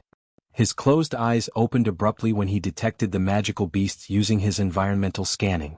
4 core formation level 7, these beasts were not something he could handle alone. Maybe with Gaia, he could have defeated one, but even with her at his side, no way in hell he could have killed more than 2. Fortunately, these guys were preparing to fight the beasts, leaving him to plot a plan of his own. On the other side, Evan spoke to the others, "For magical beasts are guarding the Immortals' Cave. The names of each of these strong magical beasts are the Winged Ash Snake, Golden Lightning Lion, Bearded Earthworm, and the Ground Terror. After examining them closely, we've already established that their strength is the same as each other. The only difference is their innate skills. The Winged Ash Snake is capable of flying and spitting out an extremely potent acid. If it takes off into the air, then it will be extremely hard to deal with. The Golden Lightning Lion has an extremely high defense because of its golden scales. As the name suggests, it can also spit out lightning as well as discharge electricity from its body. It would be best for everyone to stay away from it. The Bearded Earthworm is a special variation of an earthworm. It has an equally strong defense to the Golden Lightning Lion, but its only weakness is, it is slow.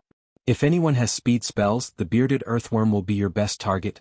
Few of them who had speed-enhancing spells decided to take on the Bearded Earthworm. The last one is the Ground Terror and our biggest headache. Its attack strength isn't as strong as the other 3, but the most annoying trait about it is that it's fast, extremely fast.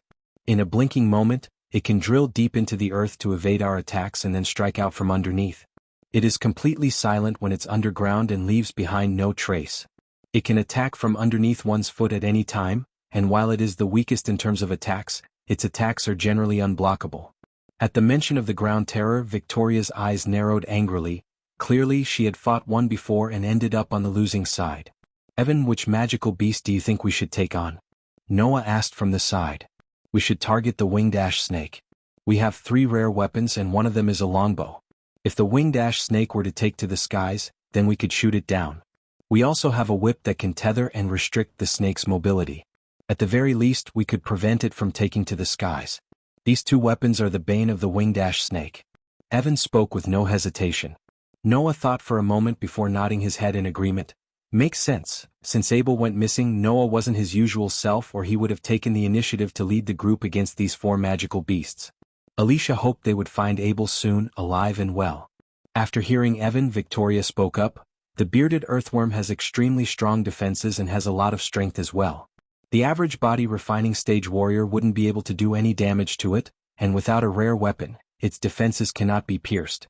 I will lead a group to take this one, the others can deal with Golden Lightning Lion and Ground Terror. In a flash, the discussion was over. The most annoying magical beast, the Ground Terror, who had an unavoidable and unblockable attack, and the strongest magical beast, the Golden Lightning Lion, were given to the last two divisions. Hannah Berry led one while a rogue cultivator led the other. Although the men in those two divisions were displeased, they weren't able to say anything. The winged ash snake was capable of flight, which would render all those on the ground helpless. It would also be able to strike at the men on the ground with its potent acid, so this magical beast was best suited for the group with the longbow and whip user. I should pick the weakest beast. He recalled what Evan said about all the beasts, thinking which beast he should target. Without another thought, he removed the Ground Terror from his mind. That left him with three options: the Golden Lightning Lion, the bearded earthworm, and the winged ash snake. Except Noah and his group picked the winged ash snake. Considering he couldn't use the long-ranged weapon as good as Gaia, he decided to leave the winged ash snake to his group. Finally, after deep thinking, he chose the bearded earthworm as his target. He had two reasons to choose the earthworm. First, he could use its slowness to his advantage, and second, he would be able to steal the spotlight from Victoria as well as get more badass points from the system. Although the Ground Terror and Golden Lightning Lion were both hard to deal with, the remaining two divisions were strong in their own right and had many people. With at least 30 peak body refining stage warriors against a single magical beast, the problem shouldn't be that big. After walking towards the cave for a few minutes, everyone came to a stop as they spotted the remains of a battleground.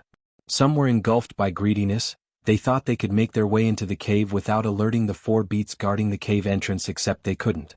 Suddenly, the thunderous roar of a magical beast could be heard as it shook both the heavens and the earth with an ear-splitting sound.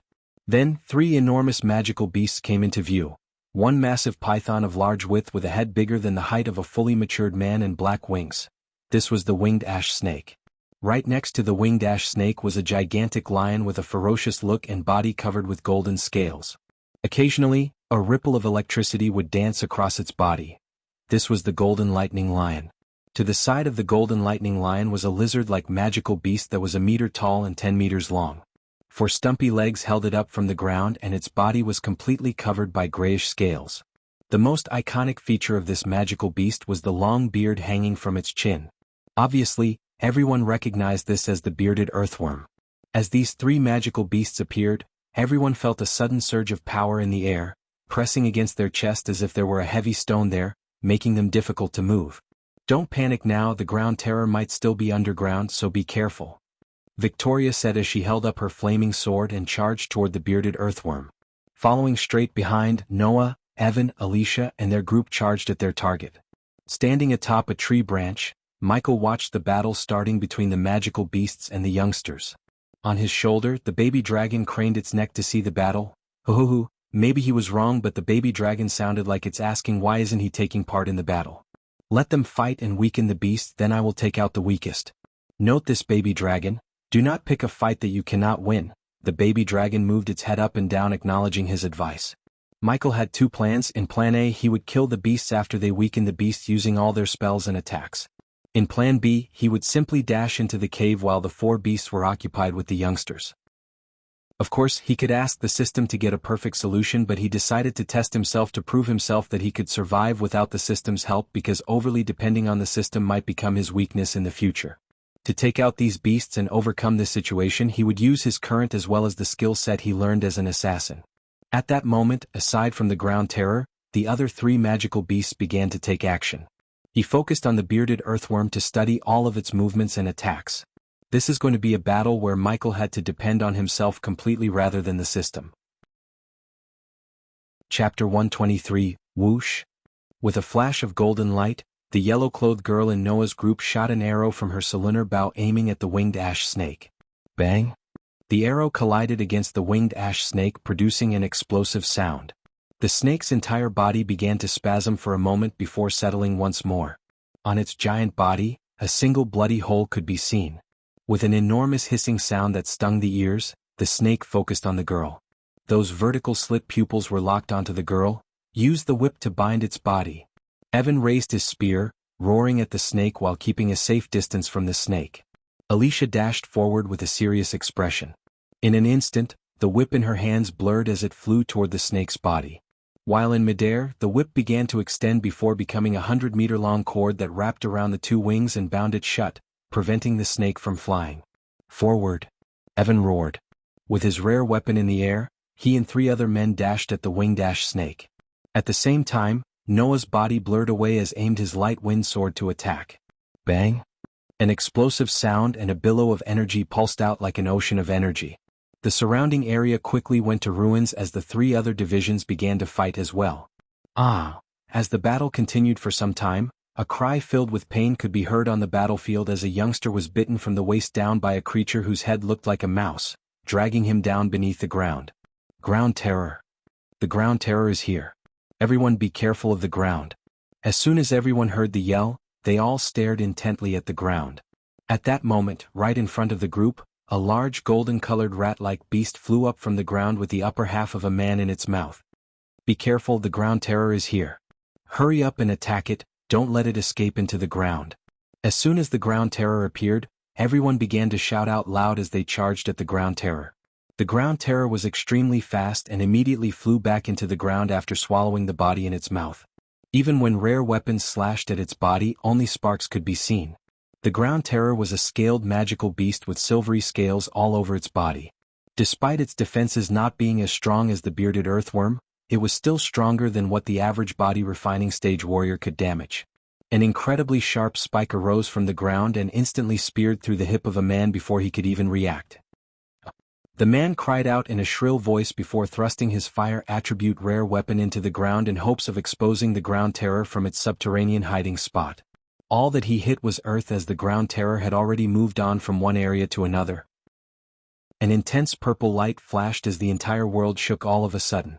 By the side, the golden lightning lion shot out a blue spear of lightning that arced toward the closest person, reducing his body to nothing but ashes. Several men immediately struck out at the lion with their rare weapons, creating a clunking sound as they smashed against its scales with some sparks and blood. Although the golden lightning lion's defenses weren't weak, it wasn't capable of defending against a barrage of blows of a large group without taking some damage. An angry roar was emitted from the lion's mouth as it swiped its sharp claws at the surrounding people attacking it. Another arc of lightning was spat out from the lion's mouth, striking the closest person without giving him a chance to dodge. In that instant, 5 of the 30 warriors who attacked the golden lightning lion had been shocked by the lightning and fell to the floor with charcoal black bodies. The winged ash snake wasn't much stronger than the bearded earthworm, especially with its wings restricted by Alicia's whip. She used her and her whip's full power to attack the snake. Although the snake was a core formation level beast, it wasn't as intelligent as those who were fighting it, therefore with 3 rare weapons and good strategy, they were able to do some damage to the snake. In the end, the snake's strength while bound up was far less than before, which impacted it majorly, so only around 60% of its full power could be displayed. The winged ash snake continued to struggle fiercely against the bindings but to no avail. The wounds on its body were growing more and more severe and its temper even more violent. Alicia's face grew serious as she bit her lower lip and concentrated while sweat pooled over her forehead. At the moment, she was completely focused on constraining the wings of the winged ash snake. Suddenly, the winged ash snake let out a loud hiss as a large amount of corrosive acid shot from its mouth headed in every direction. Watch out! Noah saw the winged ash snake turning its head at Alicia to fire a blob of corrosive acid which was powerful enough to melt Alicia, giving her a horrible death. Noah knew he couldn't reach Alicia in time. The golden Babaru could have helped her, but it was with Maisie back at the cabin. He felt helpless and threw his sword at the snake even though he knew it couldn't hurt the snake. Zzzzzzz. Zzzzzzz. Alicia closed her eyes knowing it's too late to move, but at that exact time, she heard 2 crackling sounds. Hi-iasis. She opened her eyes to see the snake shaking its head violently. There were 2 large holes in its head,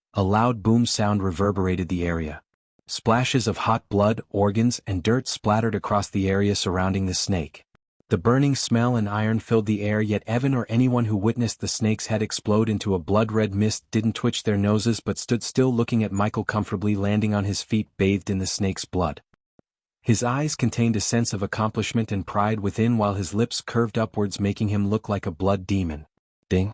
Congratulations to the host for killing a core formation stage level 7 beast. The reward is 60,000 experience points and 1,000 badass points. Ding. Congratulations to the host for successfully being a badass. The reward is 1,500 badass points. Ding. Congratulations to the host for successfully being a badass. The reward is 2,000 badass points. Ding. Congratulations to the host for successfully being a badass. The reward is 3,000 badass points. Ding. Congratulations to the host for successfully being a badass. The reward is 500 badass points. Ding. Congratulations to the host for successfully being a badass. The reward is 300 badass points. Ding. Congratulations to the host for successfully being a badass. The reward is 300 badass points.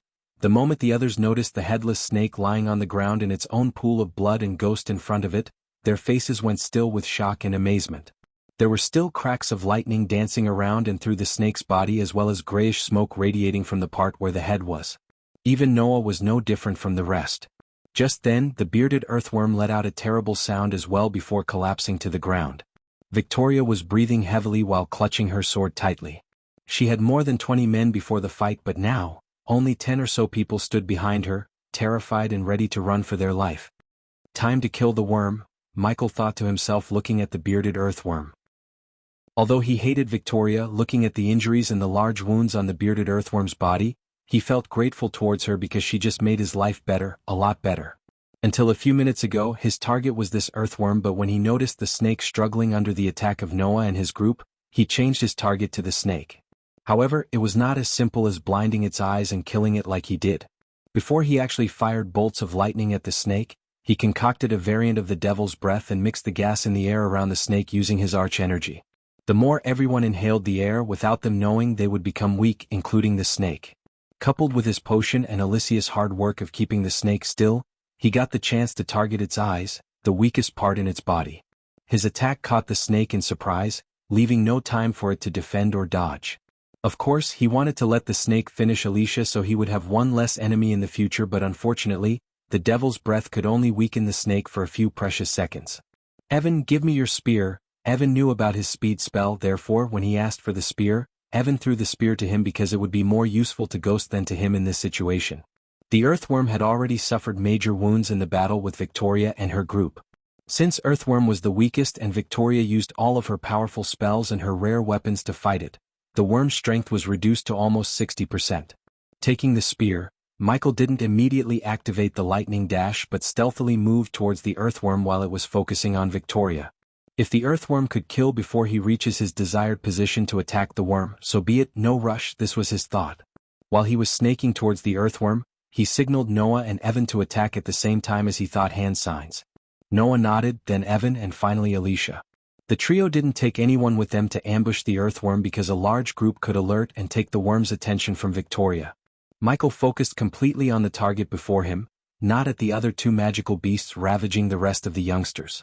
Inside Michael's long coat's pocket, the baby dragon attempted to move trying to see what's going on outside except, Michael tapped his chest, making the dragon stop moving. Now that he dealt with this minor trouble, he conjured the alchemy flames heating the tip of the spear. Evan saw his spear tip turning from silvery white to bright orange.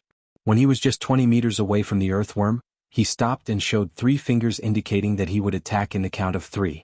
3 fingers, 2 fingers, 1 finger, lightning dash. He activated the skill silently, then he dashed forward, aiming the heated spear at the big black dot in its head, which seemed to be the eyes. Godly slash. Death frost. At the same time, both Noah and Alicia began their attack. A crescent-shaped golden light soared through the air towards the worm, while a bone-chilling frost of ice instantly covered the earthworm. Normal spear stab. Just like before, Michael leaped into the air, muttering these 3 words under his breath with a small chuckle in his mind.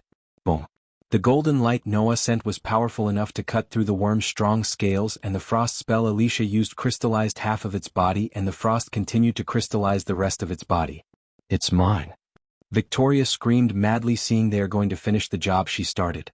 She didn't want them to take the credit, especially Ghost, except he already stabbed the spear through the worm's eyes, making the worm shudder violently. Michael retrieved the spear to stab it again and again until it stopped shuddering. Ding. Congratulations to the host for killing a core formation stage level 7 beast. The reward is 60,000 experience points and 1,000 badass points. Just when he saw the notification did he stop stabbing the worm. Both the winged ash snake and the bearded earthworm were dead now. Only 2 remained. One was the golden lightning lion, which was prancing about. Despite the wounds on its body, they were nowhere near killing the lion. The ground terror was the most healthy one. Scuttling about underground, it would play hide and seek with those on top as if it were a game rather than a battle. Appearing and disappearing randomly before attacking people in a single instance, it left behind no traces and only a major headache.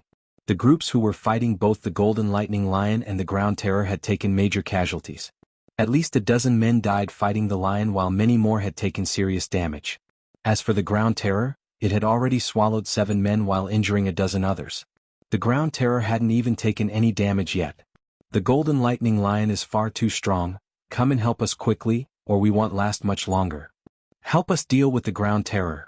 Seeing how the winged ash snake and the bearded earthworm were killed, the others cried out for assistance with glee. Quickly steadying himself, Noah dashed to those in need of help. Follow me.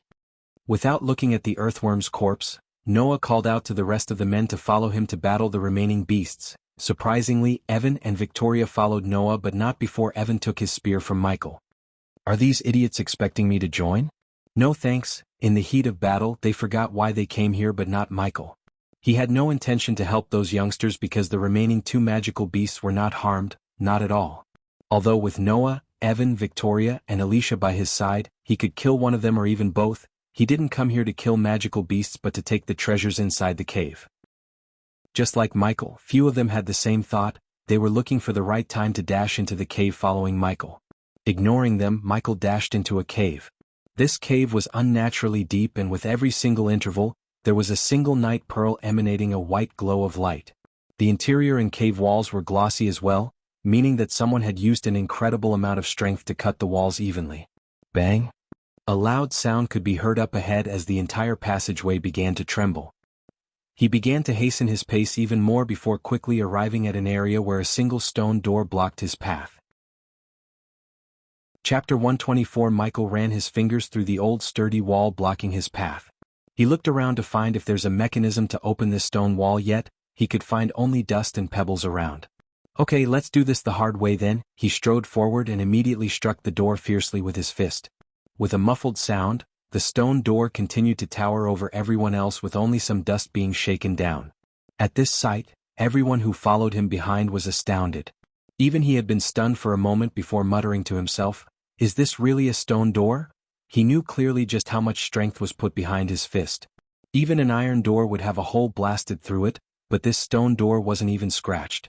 Holy shit. Is this really a stone door? It's unbelievably hard. This stone door definitely isn't an ordinary one. Everyone began to chat among themselves. Need help? He heard the familiar robotic yet slightly human voice in his head. Nope, he'll need to see how far I can get without your help, Michael thought. He tightened his fist again to punch the stone wall again. If there was a trace of arch energy around the door, He would have looked for another way because it's near impossible to break something enchanted using arch energy, but this door had no arch energy, which means with enough force he could break this door. Bang! An ear-splitting sound could be heard as the entire cave shook after he punched the door again. Everyone shook their heads in pain as they steadied themselves. After a while, the cave grew quiet once more. Everyone's eyes remained wide open as they looked at the stone door in shock. It continued to stand over them as if normal. Just what was used to make this stone door, it's really hard. Michael was annoyed at these people behind him. They weren't even helping, and the only thing they were doing since they followed him to the cave was staring at the stone wall. Third time's the charm. Just as he was about to punch the door the third time, a large animalistic reverberated the cave, causing everyone's face to lose color. That's the golden lightning lion and the sounds of footsteps. God damn it, they brought it here. Fuck. One of them yelled. Fuck it. The pitch-black darkness of the cave and the fact these idiots bringing the lion to him gave him an idea which could work. Gritting his teeth, he closed his eyes. Death range. The moment he uttered these two words, the arch energy in his body rushed into his veins, making every muscle in the body stronger. He could feel his strength growing exponentially, and since the cave was already pitch black, none could notice the darkness of the death range. Without any hesitation, he punched the stone wall. Bang! A loud sound could be heard as a large shockwave of energy exploded outward at an alarming speed, washing over everyone while the cave itself began to shake almost as if it was on the verge of collapsing in on itself. Upon looking at the stone door, there were several cracks, but it was still not broken. Everyone let out a shocked gasp. The stone door was far stronger than anyone had imagined. On the other side, he could rejoice about the durability of the Immortal's cave. Even after such a heavy blow, it still had not collapsed. Break for me. Michael gritted his teeth. Immediately he punched again, and this time his punch was stronger than the one before. Another explosive sound could be heard as stone pieces could be seen flying about, and the cave echoed with the sound. After the second strike, the unbelievably strong stone door had finally been shattered, but not completely.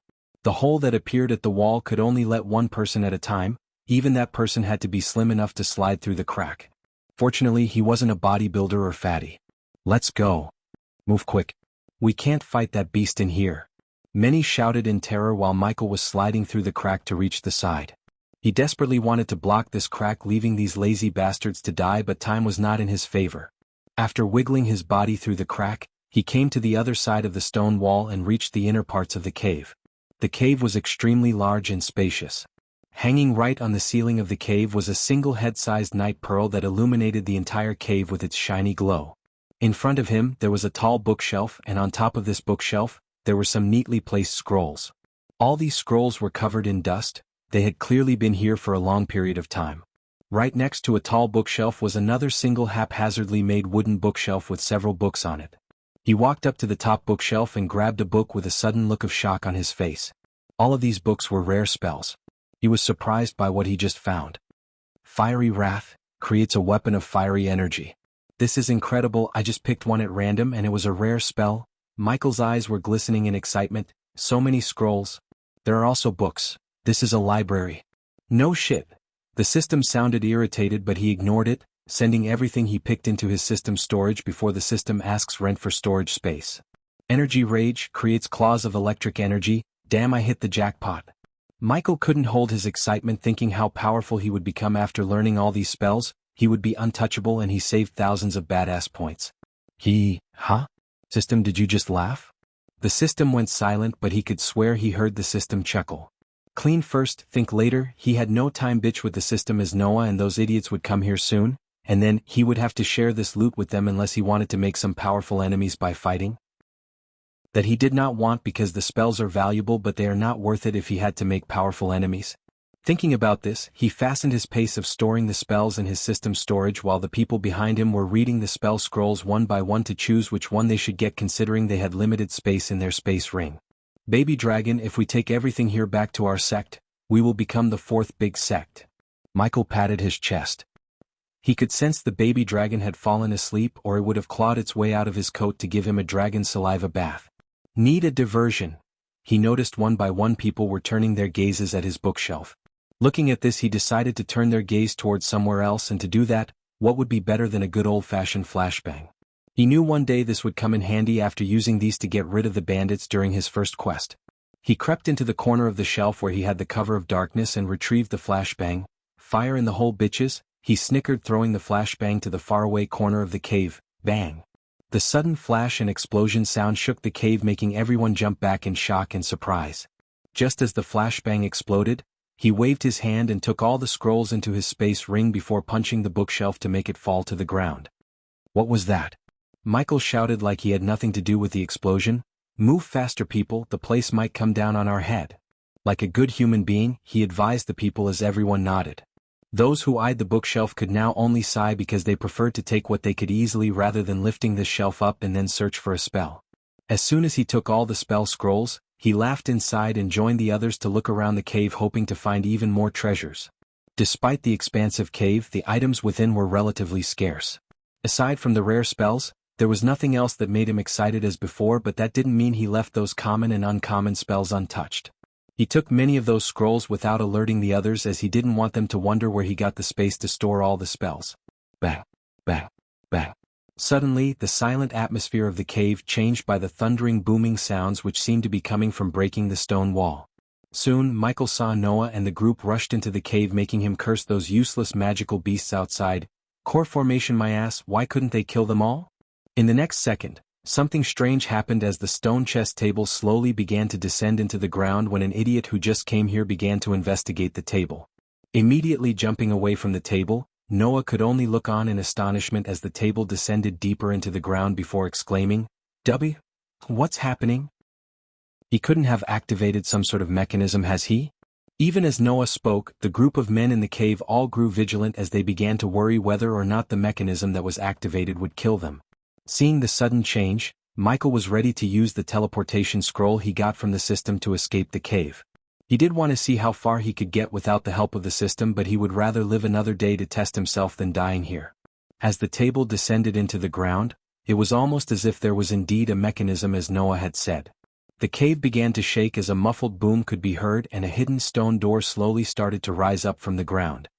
There must be a treasure inside. Hurry up and enter before anyone else can. Hurry up and go in, there has to be some legendary treasure inside. The crowded cave of people quickly began to cry out loud as they charged toward the area. Michael didn't hesitate for even a moment. In an instant they quickly flew toward the stone door. In a blur of movements, he activated the lighting dash and disappeared into the hidden door. The area past the hidden door was quite small, only a few men could stand inside. There seemed to be a single person resting inside, and right above his head was a single fist-sized night pearl that seemed to endlessly pour out a ray of light that would never cease. As soon as several men entered this small cave, they immediately felt a tremendous amount of pressure coming at them from all angles. It was enough for everyone to suddenly become serious as their hearts could feel the shock. This cave was not a normal one.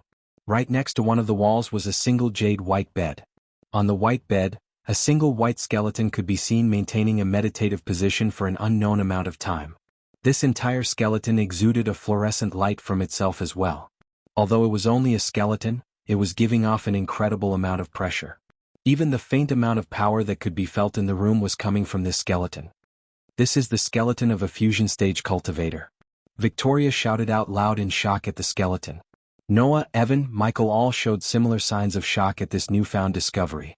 As they discovered the skeleton and felt excitement overtake them, everyone soon quickly felt their blood begin to boil. In a single flash of movement of Victoria that caused a squall of wind to appear, she flew toward the skeleton.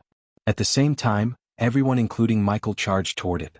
Everyone looked at the skeleton with their blood pounding in veins. Immediately using any speed-enhancing spell they had, they tried to get closer to the skeleton before the others, except Michael, who stopped at some distance from the skeleton, trusting his instincts. Chapter 125. With greediness overflowing out of her eyes, Victoria reached out at the skeleton. The others were too late to react or stop Victoria. They could only watch her from behind. However, just as her hand was a couple of inches away from the skeleton, an unearthly humming came from the skeleton, and the next moment, a sudden force blasted Victoria back. One person, one bone, a loud yet calm voice echoed through the cave. Many became flabbergasted, looking around the cave to locate the voice, but Michael could somehow sense the voice belonged to the fusion stage cultivator. After flying, or rather stumbling back a few meters, Victoria quickly regained her composure, but not before baring her teeth looking at the skeleton. She obviously avoided making eye contact with others, especially with Ghost, who was ready to laugh at her misfortune. "I think the cultivator only wants us to take only one bone each," Evan said, taking everyone's focus from Victoria.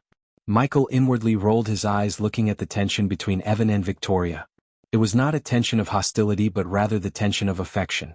No shit, Sherlock, thought Michael. He was happy that he didn't lightning dash to the skeleton before anyone else, or he would have been thrown away instead of Victoria. He leaned on the wall and willed to activate the energy devourer, hoping to turn the pressure coming from the skeleton into experience points while these people could come to a decision. Unlike everyone else in this world, he was unable to cultivate through the usual means. He had to rely on the system to cultivate, therefore he did not have a choice other than using the system to earn experience points, which was the only way for him to level up. System level is too low to break the barrier around the skeleton. Level 4 energy devourer required to transform the fusion stage arch energy. His vision was blocked by these two notifications. Now that his plan to screw everyone before they dismantle the skeleton, he had to wait to either fight over the skeleton or someone to come up with a peaceful way to solve this problem. Although he was not on Earth, the anatomy of these cultivators was the same as the Earthlings. They had 206 bones in their bodies. Obviously, he knew they wouldn't resolve this peacefully, because if they agreed to take one bone, as the skeleton said, people like Victoria would aim for the biggest bones in the body, such as the skull or femur. Most of the cultivators in this world tend to be greedy and vengeful, which led to unnecessary wars and fights. Of course, Michael was not the one to talk about either of those, because he stole all the scrolls on the top shelf just a moment ago without leaving a single scroll to the others. "I'll take the skull, fuck you. I fought the ground terror, so I'll take the skull. I'll be the big man and take the spinal cord. You can have the skull." "Spinal cord? You dumb fucker, there are 42 individual bones in the spinal cord. Stupid fuckers, where did you two learn anatomy? In the toilet? It's not 42, it's 33-inch. What did you call me?" As Michael expected, they began to bicker, ready to fight for a bone. Each of them looked like a Rottweiler in his eyes for a moment before Noah opened his mouth. "Shut up." Since Noah was one of the strongest in the room, the crowd quickly stopped bickering. "Alicia, how many of us are here?" 43. "Well, choose by chance." After he said, Alicia waved her hand as a quill and a paper appeared in her hand. "Is she writing the names of all the bones in the body?" Still leaning on the cave wall, he sighed. He wanted to get this over with and get out of the cave before it could collapse on them. After a few moments, with a flick of her wrist, she threw 206 small paper rolls on the ground in front of the skeleton. Each roll has a bone name written on it. Each takes one and lets fate decide which bone one will get. "Don't worry, we'll pick last," Alicia said before someone questioned her and Noah. "But Dash, you have a better plan?" Even after Alicia explained, somebody raised a question, but that somebody was instantly shut by Noah. "Who would go first?" Evan asked as they all shared this same question. "I'll go first." They all heard the voice, turning their heads to see Michael finally decide to join them. He calmly walked towards the paper rolls. Most of them saw him killing 2 core formation beasts had fear etched into their brain cells. Someone had to go first, and they did not protest him being that someone, because they admired him and most of all, they feared him. System: locate the femur, 1000 badass points. Take it. He expected Victoria to be the bitch in the crowd, but surprisingly, she kept her mouth shut while he noticed a glimmer around one particular paper roll. He gently bent his back, trying not to wake up the sleepy dragon in his pocket. All the eyes in the cave were glued to Michael, wondering whether he would be blasted away like Victoria, while many craned their necks to see which bone he would get. Alicia's enchantment kicked in when he picked the paper roll and projected the word femur in a large glistening word above him. "Oh, come on. Lucky bastard, he got the baby dragon. Now he's really lucky." All of them bore a surprised look on their faces. Many couldn't help but feel frustrations grow inside seeing he got the largest bone. With a small smile on his face, he made his way towards the skeleton. "I'm gonna take only one," said as he put his hand on the skeleton's femur. Unlike before, there was no sudden blast of force. The femur came to his hand after making a crackling sound. His small smile grew into a medium grin, sensing the pure arch energy that was radiated by the femur in his hand. Although he might not be able to use this femur to level up, his snake friend certainly could. With his plans to grow the power of his base of operations as well as himself, he needed a loyal and powerful friend like Gaia. The stronger she grew, the more protection and help he would get. Now that he had gotten the femur, he swiftly stepped back from the skeleton, not trying anything funny. As far as he was concerned, he earned not only enough experience points to level up to body strengthening level 5, he also got the baby dragon, rare herbs, spell scrolls, contract of Aragoth, and the bone of a fusion stage cultivator while making fewer enemies. The Nether Realm had been kind to him until now, unlike it was to Noah, Maisie, or poor Abel. Most of them lost their friends, limbs, and lives after entering the Nether Realm except Michael. "Thank you." Putting the femur in his storage ring, he gave a short nod at the skeleton. He ignored every greedy pair of eyes on him except one pair of eyes, Noah's. His calm, radiant black eyes stared at Michael with a ting of surprise hidden within. Michael felt something he couldn't describe. It was a new feeling that appeared and disappeared in a flash. His neck hair tingled, but he did not show his shock on his face as he walked away from the skeleton as well as the crowd towards the exit. Some rogue cultivators wanted to simply kill him and take the femur from him without trying their luck, but Michael's dealing with Aragoth made them stand still. They were not dumb enough to mess with an ally of Aragoth. His relationship with Sade prevented Hannah Berry from giving him a seductive smile while he was walking past her. Coupled with Sadie, he now had two powerful allies, Silvermoon and Aragoth. "I'll go next," Michael heard Evan's voice before he left through the crack. He was absolutely positive that they will soon fight again despite Noah's solution. At that time he didn't want to be there. After leaving the inner parts of the cave, he slowed down his pace, scanning for any signs of the two remaining magical beasts. Luckily, his environment scanning detected no threats in the surrounding, which made him immediately use the lightning dash to disappear before they came looking for trouble. Eventually, when he was searching for another cave or treasure, he heard the howling sound of the wind on the horizon and looked up to see a bright beam of light emerge from the ground. Portal, he recognized the energy signature. It was the same energy signature as the portal everyone entered through into the Nether Realm. He felt relieved and excited to leave this place. He wanted to level up, expand his herbal garden, and most of all he wanted to show the baby dragon to Gaia, just to see the look on her face. "She's going to freak the hell out, he chuckled under his breath. Despite being in the Guardian Guild, Noah still made a lot of enemies ever since he came to Nether Realm and lost a dear friend, but Michael earned allies, a servant who could summon netherils at his will. They both were two sides of the coin. They both walked entirely different paths. One wanted to reach the top of the food chain to save people while the other wanted to rule them. The Nether Realm was the starting place of the war between light and darkness. However, these two individuals were just two pawns in the game of superior beings, and Michael had just seen the glimpse of them when he tried to recruit the orc as his subordinate. End of Nether Realm arc. Expect a huge jump in Michael's power. Chapter 126. Seeing the gateway to getting out of this place excited Michael. Compared to everyone else, he was the real winner of this event despite the treasures disappearing after the Sky Garden. He was told by Gaia that each day a treasured place would appear, except it didn't. Lightning dash. Placing his hand on his chest pocket, he activated the speed spell, turning his body into a golden bolt of lightning. The people inside the cave were still unaware of this gateway and still fighting over the skeleton. "Hey Snake, are you there?" Michael willed the earpiece to connect to Gaia and asked. "Wait a minute, move that aside, you dumb bastard. What the hell are you doing? Did I ask you to put that there?" She was screaming inside his head, making him almost switch off the earpiece. He could tell the snake is bossing around everyone, which she loved to do. "Hiya human." After a few moments Michael heard her voice. This time, there were no buzzing sounds of people working or Gaia screaming at somebody. "Hiya Snake, you seem happy without me," he said, Hiya chuckling. "Of course I am, and how are you still alive?" She teased him, trying to hide the delight in her heart of hearing his voice after so long. "Don't get used to it, I'm coming home." "Really?" There was an elevation in her voice, yet soon she pretended not to be happy of him returning and continued to tease him. "Oh, so soon? Why don't you stay there a bit longer? The portal has already opened, you ungrateful snake. I'm currently heading out there to get the hell out of here." "Shit, hey," she suddenly screamed again. "I'm gonna rip off your hands and attach them to your butt. You should go, I can't hear you scream in my ears no more."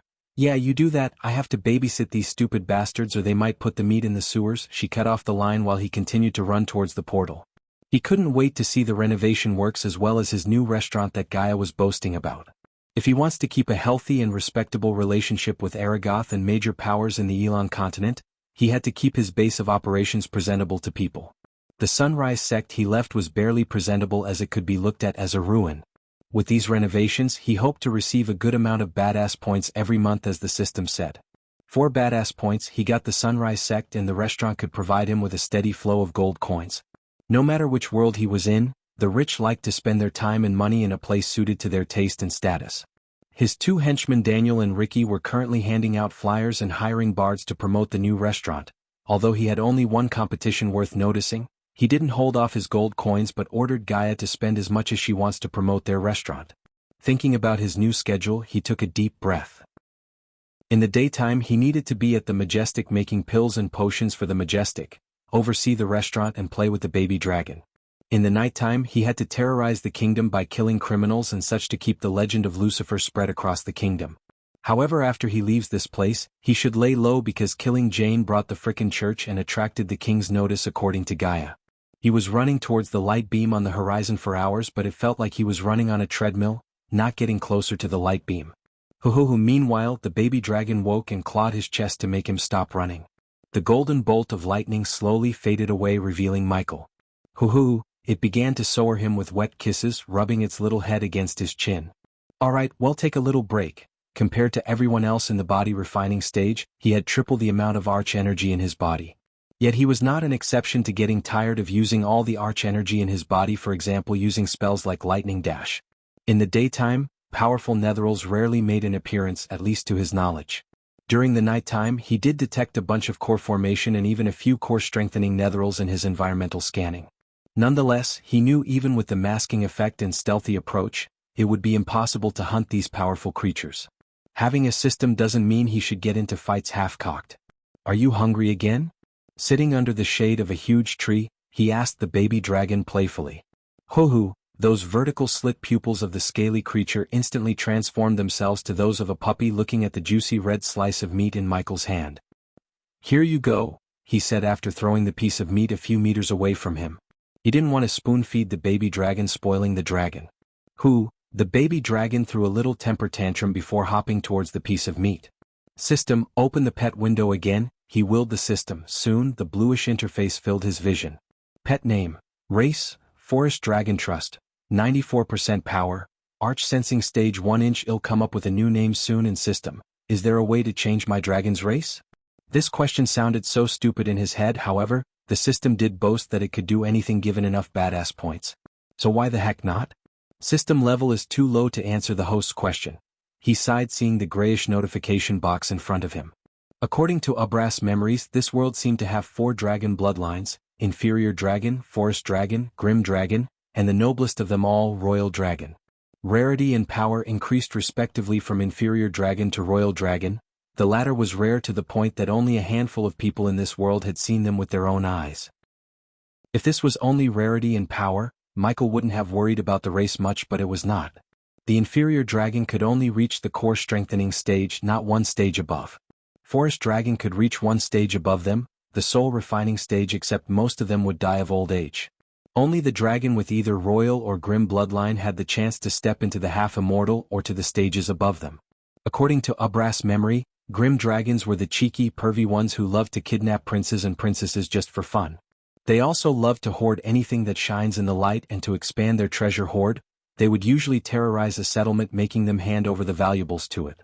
They were practically the bandits of the dragons. With no care of its bloodline, the baby dragon munched on the meat while occasionally letting out small burps. I've been calling you baby dragon, what's your gender? He wondered, trying to see if there's any genitalia in its body, yet after staring at the baby dragon for a couple of seconds, he sighed and let go of this unfruitful search. System version 2.0 host. Michael cultivation level. Body refining stage, level 10 experience points.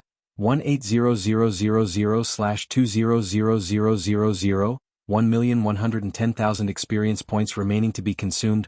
Badass points. 70,000 skills and spells. Wind Blast LVL2 Responsive Shield LVL3 Environment Scanning LVL2 Ignitia LVL2 Lightning Dash LVL2 Energy Devour LVL1 Death Range LVL2 Techniques. Swords of Destiny 88% Mastery Occupation. Core Disciple of Sunrise Sect, the Guardian of Sunrise Sect, Lord Lucifer of the Abyssal Status. Healthy Goals. Control the World, Rebuild the Order of Death. Utility Function.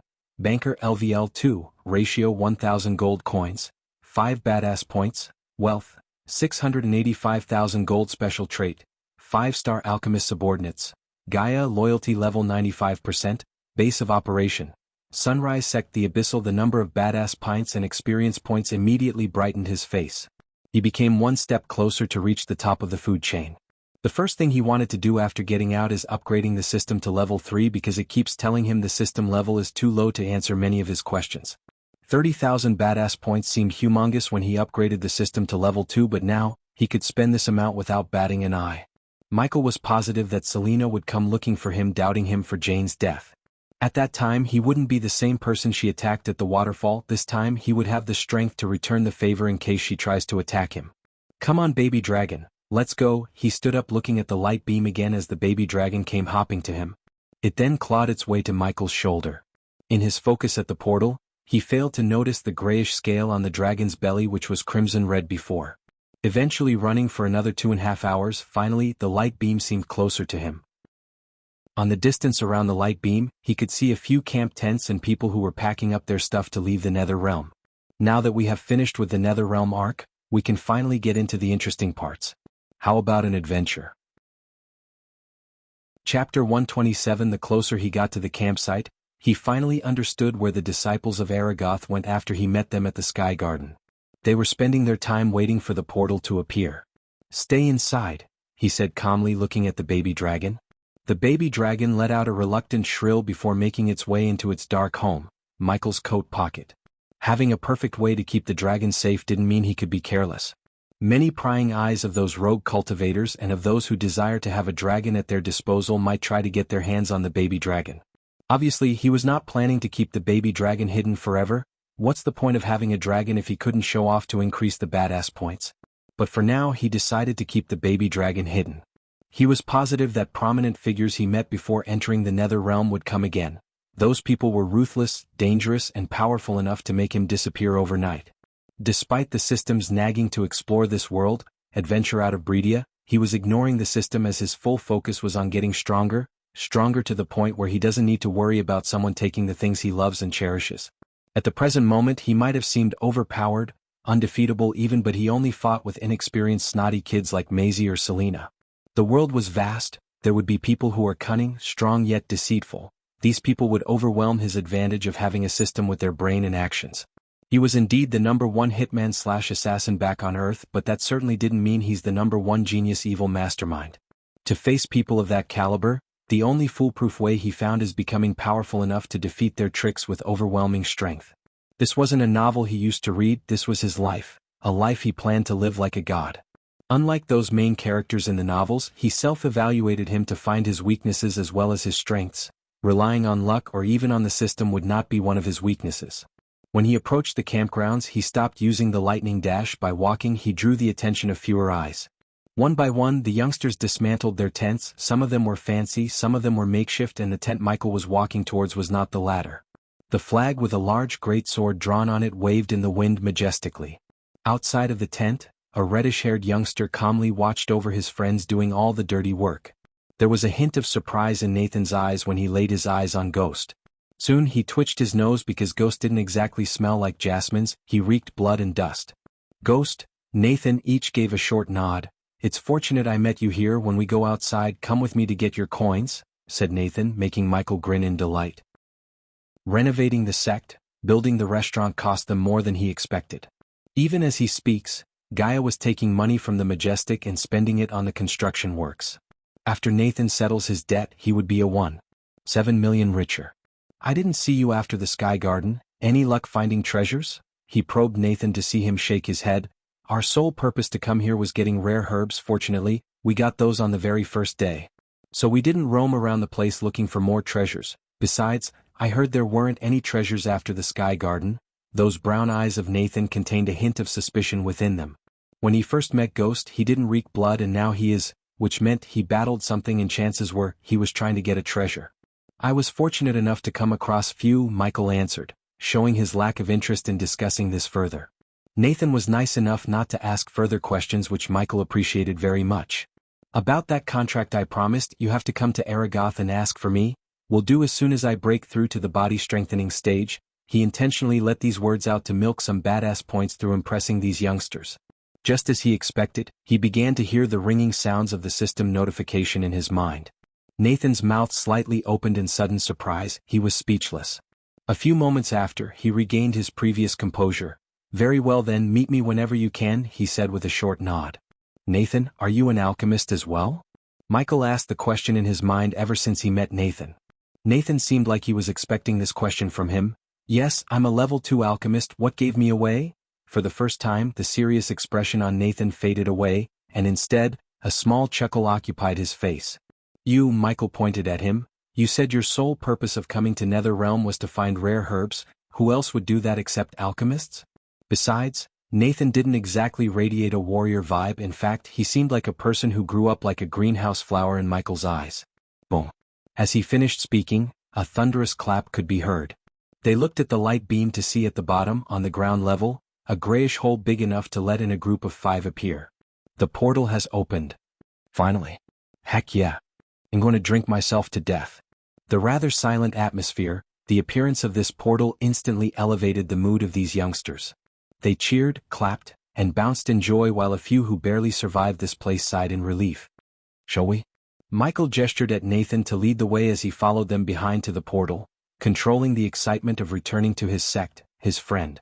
The groups with either one of the 3 big sects symbol on their chest entered through the portal first while everyone made way for them. Nathan and his group could have taken the first place, but Nathan just let them pass through for some reason. Finally, with one last look back at the Nether Realm, he stepped into the darkness, letting the portal surround him. Surprise, sucker. The very next moment Michael stepped out of the portal, he felt a sharp pain in his hand. He turned around with a wide grin to see Gaia was standing in front of him, showing her white row of teeth. What are you doing here? He didn't expect her to come over here to welcome him personally. This gesture of her truly surprised him. Making sure you reach our home safely, she defined the house in the sect as our with no hesitation. Yeah, right. He rolled his eyes, turning his gaze at the crowd to locate Nathan. As time passed, the ground became more and more crowded. Come on, let's find those Aragoth people and get our money. Wait a minute, she pulled his sleeve. She then stared at him from his top to bottom, frowning. Is there something you want to tell me? Another surprise hit Michael's core. Apparently she was great at reading faces, even Michael's. The baby dragon might have sensed the change in the surroundings and stopped moving, but she knew he was hiding something just by looking at the slight upcurve on the corner of his mouth. Nope, just keep your damn mouth shut and follow me, plop. He playfully slapped the back of her neck, gesturing her to follow him. She would have ripped the hands off before even someone tries to slap her, but when it comes to him, she loved interactions like this. Wiggling through the crowd, he found the same flag as he did before. Nathan was surrounded by a bunch of youngsters of his age as well as a couple of older guys who wore distinctive crimson-colored clothes. House of Bradley, she immediately recognized those crimson-robed people as the members of House Bradley.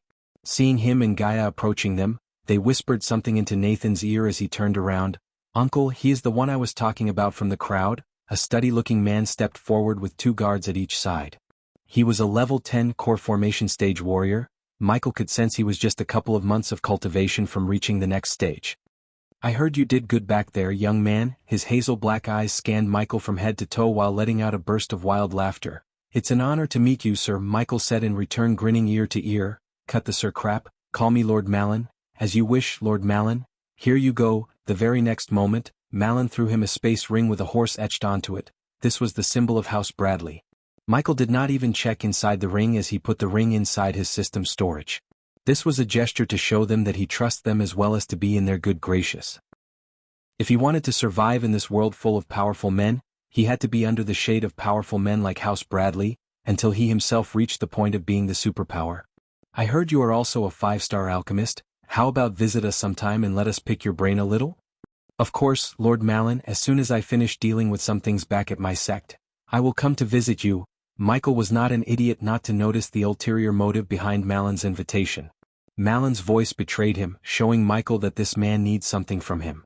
Wonderful, and trust me, young man, it will be worth your time. Chapter 128, Brother Ghost is back. The moment he landed on the outskirts of the Sunrise sect, a group led by Jack let out a thunderous roar. They bounced, cheered, and screamed his name, making Michael smile a bit. Among the crowd of disciples, he also noticed a group of new faces who had musical instruments such as drums, marimba, Audiobook drum, and pandero. Previously, when he first came to the sect, the outskirts were occupied with overgrown shrubs, thorns, and one could definitely tell this place was not very much looked after. However, at the present moment, nothing was overgrown. Thorns had completely disappeared from his sight. The shrubs were replaced with seedlings of flower plants.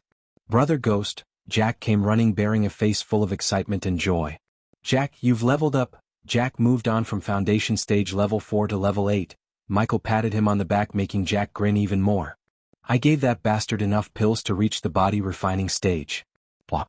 As usual, Gaia slapped Jack as everyone began to laugh out loud. What are you waiting for, beat it? Jack ordered, looking at the group with musical instruments. Instantly the festive music reverberated the foothills of the Sunrise sect, showing every single living being of Michael's triumph return. The beats, the dance, and the festive mood that could be seen on everyone's face slightly reminded him of the Carnival of Rio de Janeiro back on Earth. Unlike back on Earth, he was not here to assassinate someone but to enjoy his life. The male and female disciples forgot about their gender and rocked their bodies, swaying with the beats. You know about this? While making his way to the top, he asked Gaia, who do you think is paying for this? She said, waving her hands. Inside his pocket, the beats awakened the baby dragon. It began to scratch his chest, asking him to let it out. For the next few minutes, Michael kept patting his chest, calming the baby dragon.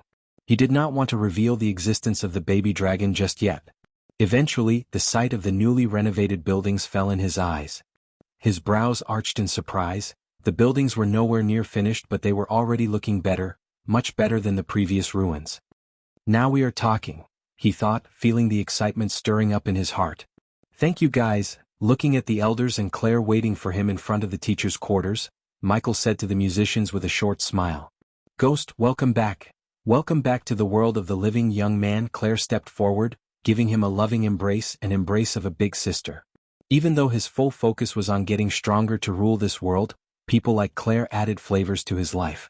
In his previous life he had no people to share his happiness or sadness. Now thanks to this mysterious system he got a friend like Gaia, loving people like elders and Claire. You have something in your pocket? Claire asked, feeling something wiggling inside Michael's chest. The very next moment, everyone's gaze landed on Michael's chest. Indeed, there was something wiggling. I knew you were hiding something. She turned him to face her, pulling his shoulders.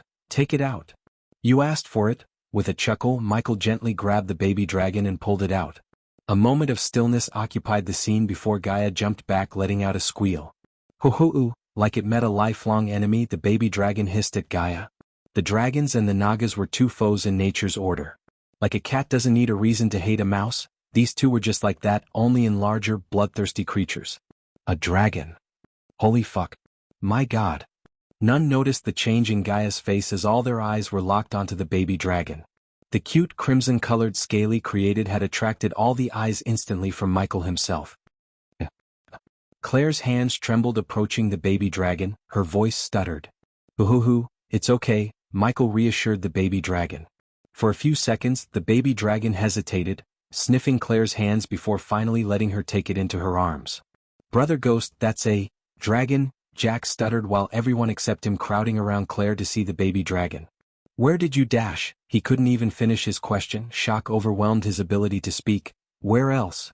Nether realm, Michael said. He then turned around to see Gaia's face show a mix of anger and fear. He could tell she was fracking out despite her power. I don't want that lizard here, she kicked the ground beneath her. Surprise sucker. At the present moment, Michael was lying on the royal sofa. The baby dragon and Gaia were having a staring contest in front of him. If he wanted to break through peacefully, he had to resolve this petty hostility between her and this little dragon. In the future, these two may have to fight beside each other. How could they do that if they don't trust each other?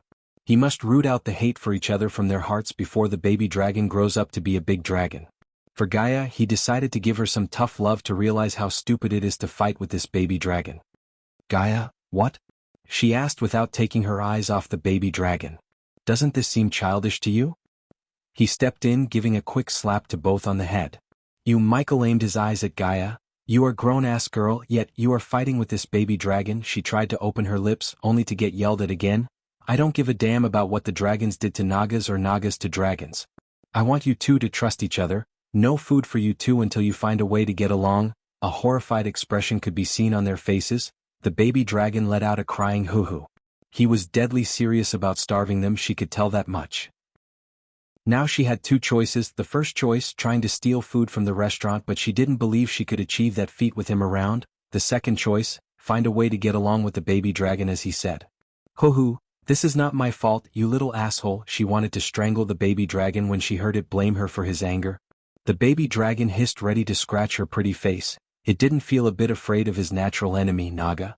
After Michael's departure, they continued the staring contest, trying to figure out a way to get along. Since he had to break through to the body-strengthening stage, he ordered Gaia not to renovate the house when he was in the nether realm. So this worn-out home remained the same. He sat on his bed, eyes closed. System, let's begin. System version 2. 0 host. Michael cultivation level. Body refining stage, level 10 experience points. 180,000/200000, 1,110,000 experience points remaining to be consumed. Badass points. 70,000 skills and spells. Wind Blast LVL2 Responsive Shield LVL3 Environment Scanning LVL2 Ignitia LVL2 Lightning Dash LVL2 Energy Devour LVL1 Death Range LVL2 Techniques. Swords of Destiny 88% Mastery Occupation. Core Disciple of Sunrise Sect, the Guardian of Sunrise Sect, Lord Lucifer of the Abyssal Status. Healthy Goals. Control the World, Rebuild the Order of Death. Utility Function.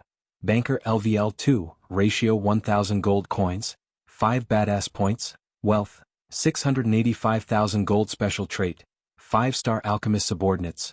Gaia Loyalty Level 95%, Base of Operation. Sunrise Sect, the Abyssal. He willed his status to come forward, staring at all the unconsumed experience points. He began the process of breaking through. Does the host wish to break through to the body strengthening stage? Yes. The system requires host 3 days to reach the next stage. Warning: the system will be offline for 3 days. Upgrade yourself to version 3 and then begin the breakthrough process. Michael ordered the system telepathically. The next moment, the interface in front of him faded away and darkness surrounded his mind. In the pitch-black darkness, Michael's consciousness brought him the memories of Earth. The way he grew up in an orphanage that was a front to an arms and drugs dealing operation. He was bullied and beaten by those things despite his little age. Every day as a little kid he wanted to be a teacher.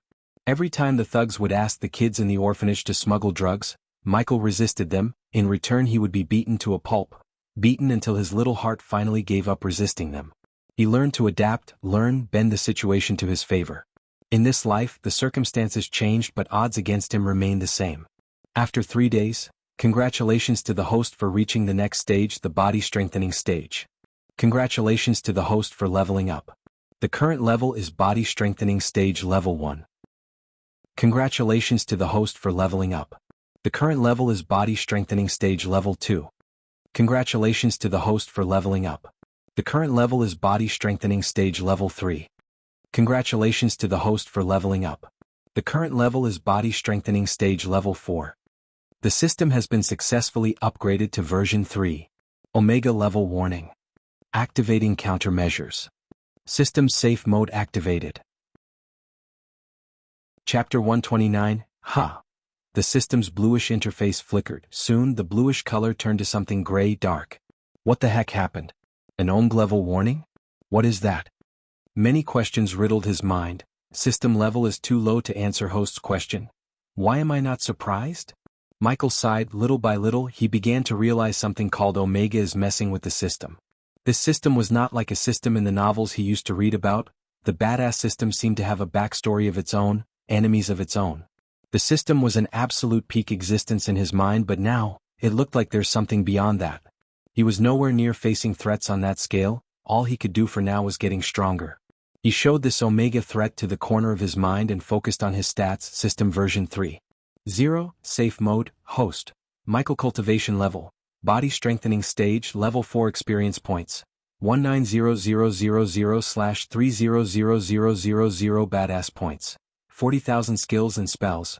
Wind Blast LVL2 Responsive Shield LVL3 Environment Scanning LVL2 Ignitia, LVL2 Lightning Dash, LVL2 Energy Devour, LVL1 Death Range, LVL2 Techniques. Swords of Destiny 88% Mastery Occupation. Core Disciple of Sunrise Sect, the Guardian of Sunrise Sect, Lord Lucifer of the Abyssal Status. Healthy Goals.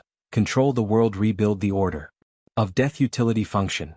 Banker LVL2, Ratio 1000 Gold Coins, 5 Badass Points. Wealth, 1,685,000 Gold. Special Trait, 5-star Alchemist Subordinates. Gaia Loyalty Level 95%, Base of Operation. Sunrise Sect, the Abyssal System. How much for upgrading the banker function to level 3? A loading icon appeared in front of him. This was new, yet he decided not to ask because he knew it might be related to the system running on safe mode. 20,000 badass points. The ration will be 1,000 gold coins to 10 badass points. With no hesitation he willed the system to upgrade the function. In a desperate situation, 100 badass points could save his life, so keeping this function upgraded would let him get those life-saving badass points. Base of operation: the Sunrise Sect. Current leader, Claire Marigold. Level 1. Number of members, 34. Status, declined. Legend, 30/1000. Still a crappy old sect where a 5-star alchemist resides. Compared to before, there was no debt, and the legend of the sect increased by 10 points. He did not feel demotivated by the measly 10 points increase. He knew the legend would grow after putting his plan for the Broad River sect in motion. Besides, he still didn't give all the spell scrolls he got from the cave, not to mention the 80 to 100 herbs he plucked from the Sky Garden. Furthermore, he was absolutely positive that getting the contract of Aragoth would not only bring him millions of gold coins but also elevate the sect's status. Time to learn a new spell. Excitement overwhelmed his senses. He opened the system storage. Ring of Fire. Spell name: Ring of Fire. Effect: creates a shockwave of flames and a ring of fire around the caster for a short amount of time. Upgradable. Upgradable through mentor function. Current level. Rare system. I wish to learn this spell in his arsenal. Ignitia acted as both close combat and long-range combat spell. The sword mastery enhanced his close combat skill even further. The only thing he lacked was an area of effect, spell. This ring of fire could be the fix to that problem. Activating mentor feature, scanning the ring of fire spell. System found improvements to the spell. Does the host wish to improve the spell? Yes, he said without hiding the excitement in his heart. 1,000 badass points required to improve the spell. Oh, I thought you were going to do this for free. Sarcasm overflowed in his tone. Take it. He experienced the familiar acute pain in his brain. When he opened his eyes, his vision was blocked by a crimson-red warning. Maximum recommended spell number reached. The system advised host to stop learning any more spells before reaching the next stage in cultivation. Exceeding the maximum spell number would result in nausea, headache, muscle pain, memory loss, etc. Geez, fuck, I was kinda hoping to learn all these rare spells to become super op. The warning really frustrated him. He gritted his teeth and swallowed the frustration. He could not fight the system. The rational thing to do was upgrade the existing spells before learning more, despite his desire to learn new spells. The Ring of Fire mastery was at the level of 50%. If he wanted to reach 100%, he had to practice the spell and use the spell more often. Alright, I can live with the spells I already have. Hey, suddenly Michael remembered something. System, where are my rewards for upgrading you? Oh come on, why should I upgrade your ass if you won't give me some sort of rewards? Host will get rewards after the system terminates the safe mode. And when would that be? The silence made him even more frustrated thinking about the 30,000 badass points he spent on upgrading this jerk of a system. Finally, with a long sigh, he closed the system, letting his eyes bathe in the daylight. Sister Elia. That damn lizard tore my clothes. Hoo, I'm gonna tear you apart. Sister Elia, calm down, it's just a baby. Outside of his room he heard the yellings. What now? He sighed and made his way towards the door. He opened the door to see the baby dragon in Cindy's hands while Gaia was waving a thin needle-like stick at the baby dragon. However, all of them paused seeing him walk out of his room. Brother Ghost. Hoo. Cindy almost threw her hands up, dropping the baby dragon in her hands when she saw him. The baby dragon wagged its tail like a puppy, reached out its claws to shower him with kisses. He crouched down to receive a soft tender kiss from Cindy on one cheek and wet nibbling kisses on the other from the baby dragon. Body strengthening stage level 4, why am I not surprised? He was just a body refining stage cultivator a few weeks ago, now he turned himself into a body strengthening stage level 4 warrior. His speed of cultivation was really monstrous, even she couldn't be compared to his speed. Coupled with his war god body and the orc who could summon netherils, she knew he's going to get even stronger. Although she had a bad feeling about this orc, they had to work with the orc to grow their strength. The church and the guardians were still searching for Jane's killer. She knew that Selena would soon come looking for Ghost in blind anger. To face a threat like the church or the guardians, they needed servants like this orc. Cindy, when did you reach the foundation stage? Michael pecked her on the cheek, ruffling her carefully combed hair. Sister Elia is teaching me to cultivate. Really? Actually, he was surprised to see the selfish snake care about Cindy. Hoo, I missed you too, baby dragon. The baby dragon was relentlessly kissing all over his face, trying its absolute best to get his attention. Cindy, where's your mother? He carried the little girl in his hand while the baby dragon sat on top of his shoulder. Seeing its human has returned, the baby dragon felt safe looking at Gaia. It stuck its tongue out, giving her a "yeah I did tear your clothes" look. "Don't be too cocky, lizard, I can still squeeze you to death." The hostility he saw the first time in their eyes now became less. At least they didn't kill each other, he thought. Mother and little brother is still at River Town. I will meet them there. And Elia, she was lazily laying on the sofa. "What?" she asked. "I have a gift for you." Her face slightly brightened as she stood straight on the sofa. Michael retrieved the femur he got from the skeleton, instantly making everyone in the room feel the pressure. Oh. Gaia was overwhelmed by the arch-energy radiation coming from the bone. She walked towards him with a slightly opened mouth. "This is..." "Yes, a bone of a fusion stage cultivator." She took the bone with the utmost care from Michael's hand. The baby dragon stared at the bone, sensing the power, while Cindy just scratched her little head, having no idea about the bone. "You can absorb this energy to reach the next level." She blankly nodded, still feeling overwhelmed by the energy. "Do you have more?" He wanted to punch this greedy snake in the face. Many would kill to get their hands on a single bone, yet she was asking for more with a serious face. "Yeah, I have a whole skeleton under my bed," he answered sarcastically, making her chuckle a bit. "Where to?" She put the bone in her space ring and asked him on his way to the outside. "To expand our herbal garden." He would have given the herbs to Gaia 3 days ago, but these herbs were rare and required his attention while planting, therefore, he kept the herbs until now. "To the herby garden," Cindy shouted joyfully, pointing her finger towards the herbal garden's direction. "Yes, to the herby garden." Chapter 130. Even from hundreds of meters away from the herbal garden, one could smell the medicinal fragrance in the air. Lush green, morning sky orange, rose pink, and various colors of plants welcomed Michael with a sway in the wind. The disciples were watering the herbs regularly under the supervision of Elder Reiner, who now built a swing in the middle of the herbal garden to spend his free time in this peaceful atmosphere. At the present moment, the herbal garden was approximately 500 square feet in area. Quite a distance from the garden area, he noticed a couple of workers digging through. "What are they doing?" he asked Gaia. "Well, build a dome covering the garden, a glass dome. It'll be grand." Her eyes sparkled with excitement. "Talking about the dome, of course. We don't have enough coins to start the construction." "They are just digging the ground for the foundation," Michael nodded. Expanding the herbal garden would definitely increase the sex legend as well as help him make varieties of potions and pills. Since Gaia was a core formation warrior, he could start expanding the garden with no fear of someone stealing his herbs. He also planned to use the Aragoth as his protection charm. Elder Reiner, the look-alike of Gandalf, was startled noticing Michael's cultivation level. His jaws opened wide. "Young man, when did you reach the body strengthening stage and how did you jump 4 levels? He came forward, leaving the swing. "Nether Realm, Elder Reiner, I was lucky to find a few rare herbs. Do you want to see them?" Elder Reiner's face brightened as he nodded vigorously like a little child. Michael flicked his wrist, ordering the system to place all the herbs in the storage in front of him. The very next moment, 98 to be exact herbs appeared in a neat row, making Elder Reiner almost faint on the spot because all of them were rare, extremely rare. He didn't open up the matter that he gave legendary herbs like Tiger Cress, Diamond Leaf, Oglio Root, and Cavern Petal to Aragoth in exchange for the alchemy supply contract. So many herbs? Elder Reiner dropped to his knees, smelling, feeling, touching the herbs one by one. Although he didn't recognize many herbs in here, he could sense the powerful medical arch energy radiating from within those herbs. "You really had a great time there, didn't you?" Gaia knew about his actions in the herbal garden. Still, seeing these herbs with her eyes slightly shocked her. "Pretty?"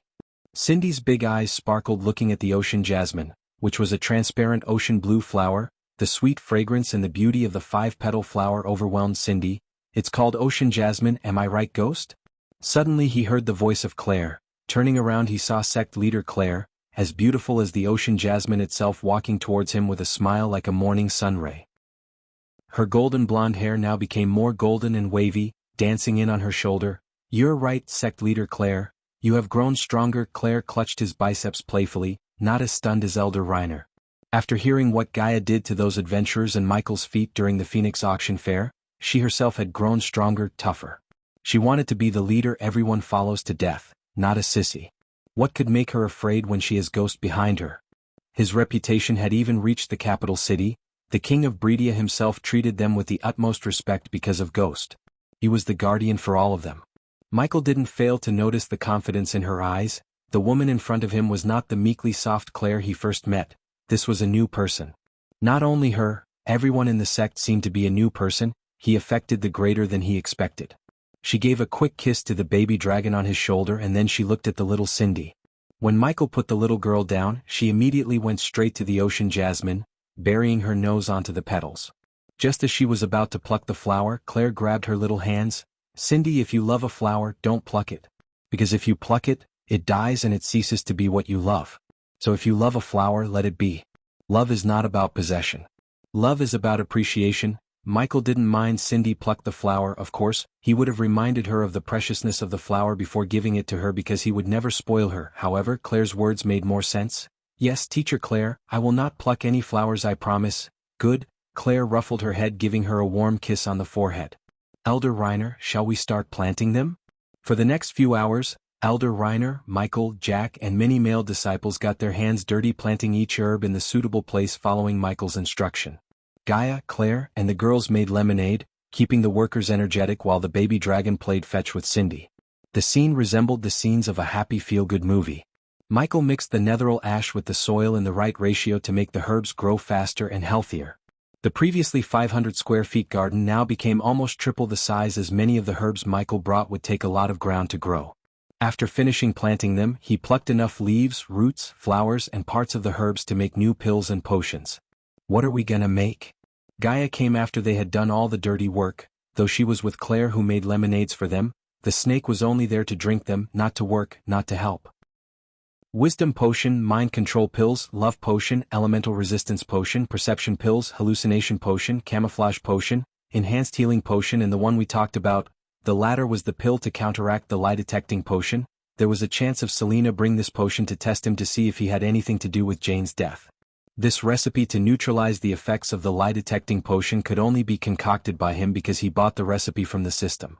There were two ways to see someone whether lying or not, that potion and the lie detector array. The latter was better than the potion. It could even detect a half-immortal's lies, but it had downsides. It cannot be transported, and extremely expensive to create one in the first place. According to Gaia, Nagaland has one and the church in Kingdom Zainad. Even an immortal couldn't relocate or transport the array, let alone a puny body-strengthening warrior like Selena. Sect leader Claire, we need to discuss something. Call all the elders. He was calm, collected, and radiated confidence in his eyes. Seeing his demeanor, Claire didn't worry much but nodded. The matter about the Broad River sect, right? Michael nodded at Gaia. He wanted to take a bath before attending the meeting with Claire and the elders because he was reeking blood, sweat, and netheril. He then sent Cindy to help the elders any way she can. After the little girl's figure disappeared from their sight, Gaia spoke. I asked around about the Broad River sect. They are relatively a small sect that has a total of 152 disciples, 10 teachers for elders, and one sect leader who is the strongest, core formation level 5. Gaia served him with the information she collected about the sect. They mainly focus on runes, but those jokers only have one 3-star rune master and a couple of 2 stars teaching runes. What about the sect's location? Asked Michael. Near a broad river in Sarton, hence their name. They don't have huge land such as us though. They'll be our first branch. Michael and Gaia grinned devilishly, sharing the same thought. Also Gaia, I want you to teach cultivation to Cindy's friends. We should nurture them from little to make them loyal to us. That way they'll make a great loyal army in the future. He turned into an assassin because those drug dealers abused him and the kids in the orphanage to smuggle drugs. It was the starting point of his path to becoming an assassin. Although he would never abuse those little kids, he did decide to use them. His path to rule this world shadowed his moral codes. To become a ruler of this world, he had to sacrifice a part of his soul.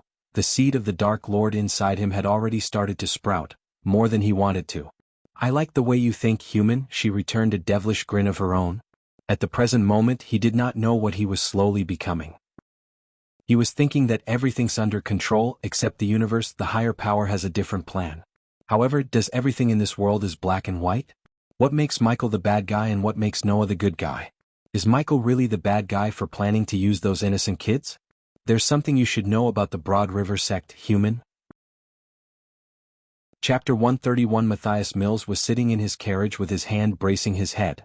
A flash of anger could be seen on his tanned face. His sharp gaze stared at the lines of the tree they were passing by.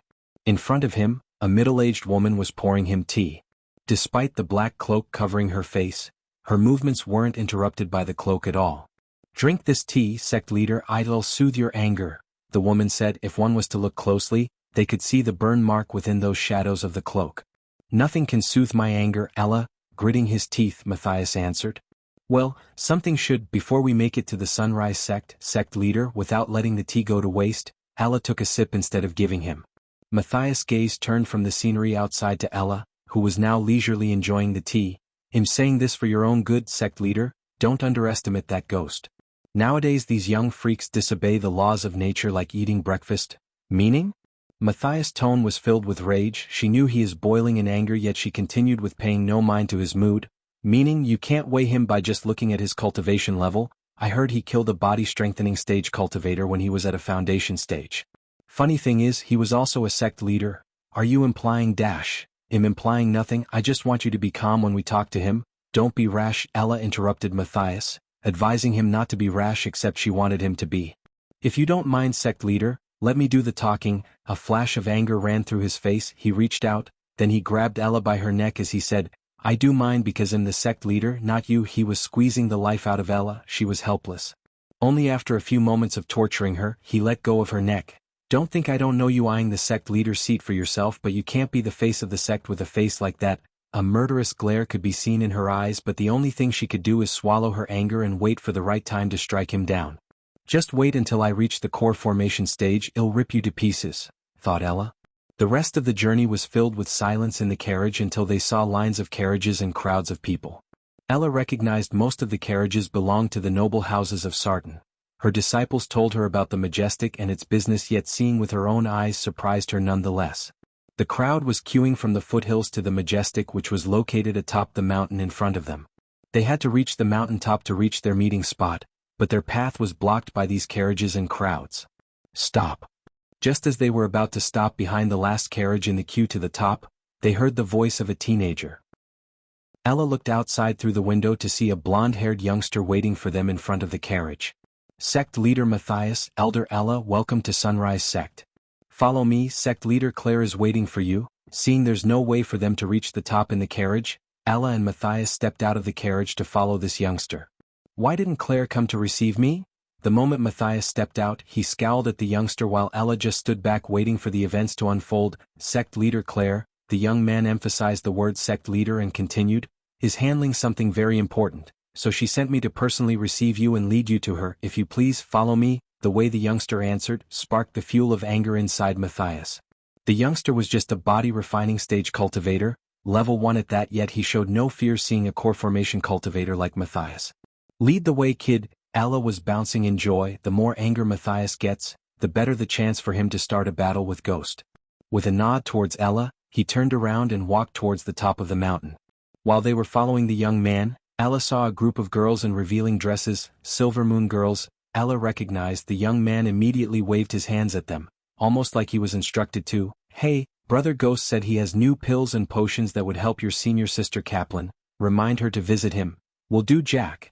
The girls gave a flying kiss to the young man, making all the youngsters in the crowd look at him with envy. "So Jack, are they friends, Ghost and Sadie, the core disciple of Silvermoon?" Ella pondered. "Of course, Elder Ella." Jack was leading them through the long route so they could notice the renovation sites. Although Matthias paid little interest in the renovation works due to his anger, what he saw was bewildered him. This was not the desolate place he saw a couple of years ago. Everything now seemed improved. Those once cobwebbed, worn-out buildings were being built and renovated. Workers were reconstructing the old paths made of stones with marble tiles. Another group was trimming the overgrown shrubs and bushes which previously made the area look untended.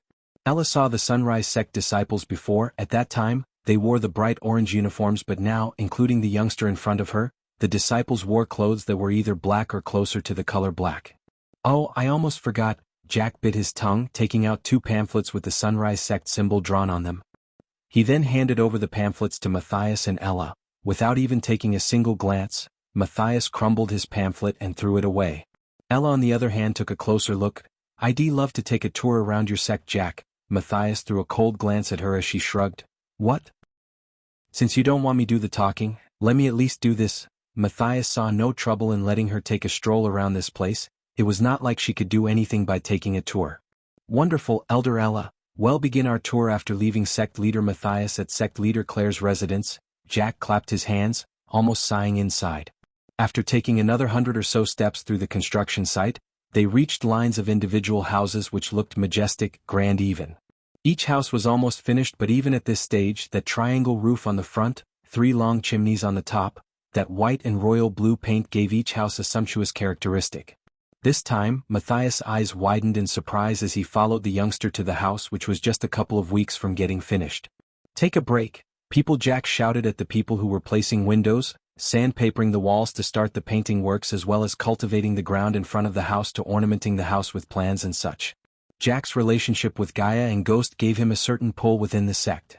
He had become the go-to guy to contact Gaia or Ghost. This increased his reputation among his fellow disciples, especially among girls. "Sect leader Matthias, sect leader Claire is waiting for you inside. Is this where the famous ghost of Rivertown lives?" Ella asked Jack, looking at the one house which had no renovation going on. Except for its worn-out look, she could see nobles and the rich going inside using the side entrance and coming out with a wide grin on their faces. "We are waiting for the rest of the buildings to get renovated, Elder Ella. After that, we'll turn this shabby old house into a mansion worthy for our senior brother Ghost and senior sister Elia." Jack wouldn't let anyone look down on Ghost or Elia. "Go through the front entrance, Elder Ella. Brother Ghost is waiting for you." Ella wasn't surprised to hear Jack because on the pamphlet he gave her before, there were 3 golden words flickered: "Meet me, Ghost." Those words were enchanted to let only the holder, Ella, see the words, not Matthias. She nodded before taking slow steps towards the door. Even with a body-strengthening level 9 cultivation, she couldn't help but feel the seed of fear growing inside her regardless of Ghost's cultivation level. With a long sigh of a mix of fear and excitement for this meeting, she opened the door to be stunned by things in front of her. From the outside, the house looked nothing but shabby, old and worn out, yet on the inside, there were fancy cushions, sofas, tables, and many other things that could only be seen in a place like King's Palace. "Welcome, Elder Ella." Her gaze moved from the fancy sofas to the direction of the voice. She saw a youngster in a black long-sleeved tunic and trousers. His raven black hair danced around his broad shoulder, a warm smile could be seen on his perfectly structured face. Through the transparent black long sleeves he wore, she could see the lines of the six-pack abs and big biceps. Her eyes were momentarily glued to this handsome man she had ever met. "How long are you planning to stand there, Elder Ella?" Chapter 132. Ella sat on the comfiest sofa she had ever rested her, but yet she couldn't enjoy its comfort to the fullest under his gaze. Her heartbeat slightly increased, not only because of the attraction towards the opposite gender but also because of his cultivation level, body strengthening stage, level 4. Cultivation speed like this was monstrous, heaven-defying, and godly. Despite the large crowds outside, the room was silent. Soon after, a woman in her early 30s came through the door behind him carrying a tray with 2 cups on it. The sweet fragrance coming from those cups made Ella's voice salivate to the point that she wanted to jump and gulp whatever inside the cups. Ghost grabbed the cup with a smile and then the woman placed the tray before Ella. "Please take it, Elder Ella." Regardless of her covered face, the woman gave her a wide grin, not a fake one but a genuine grin. Ella was surprised by the hospitality. "Thank you." She couldn't wait any longer. She brought the cup near to her nose, getting overwhelmed by the fragrance. Soon she took a short sip, just only to feel a burst of electricity run through her body. Her black hood covered the side of her eyes widened. This was nothing like she had tasted before, like nothing. All of her taste buds and the tongue felt alive, delighted, and overwhelmed. Delicious, isn't it? After Michael upgraded the system to version 3, he was able to quickly imbue the secret element into the ingredients Raylene brought from Breedia. Although the system said the secret element was pure arch energy, he somewhat had a hard time believing it. Anyhow, the system made changes to the ingredients in the microparticle level, and coupled with Raylene's 5-star chef trait, anything made out of these ingredients became extremely delicious. "This is drugs." "No, it's better than drugs," thought Ella, quickly finishing the tea in no time. "Yes, it is delicious." After a few moments, Ella asked, "Well, Elder Ella, meet the only 5-star in the entire kingdom of Breedia." Ella's mouth opened further, staring at the woman obediently standing behind Michael. "Do you know what is the most powerful profession, Elder Ella?"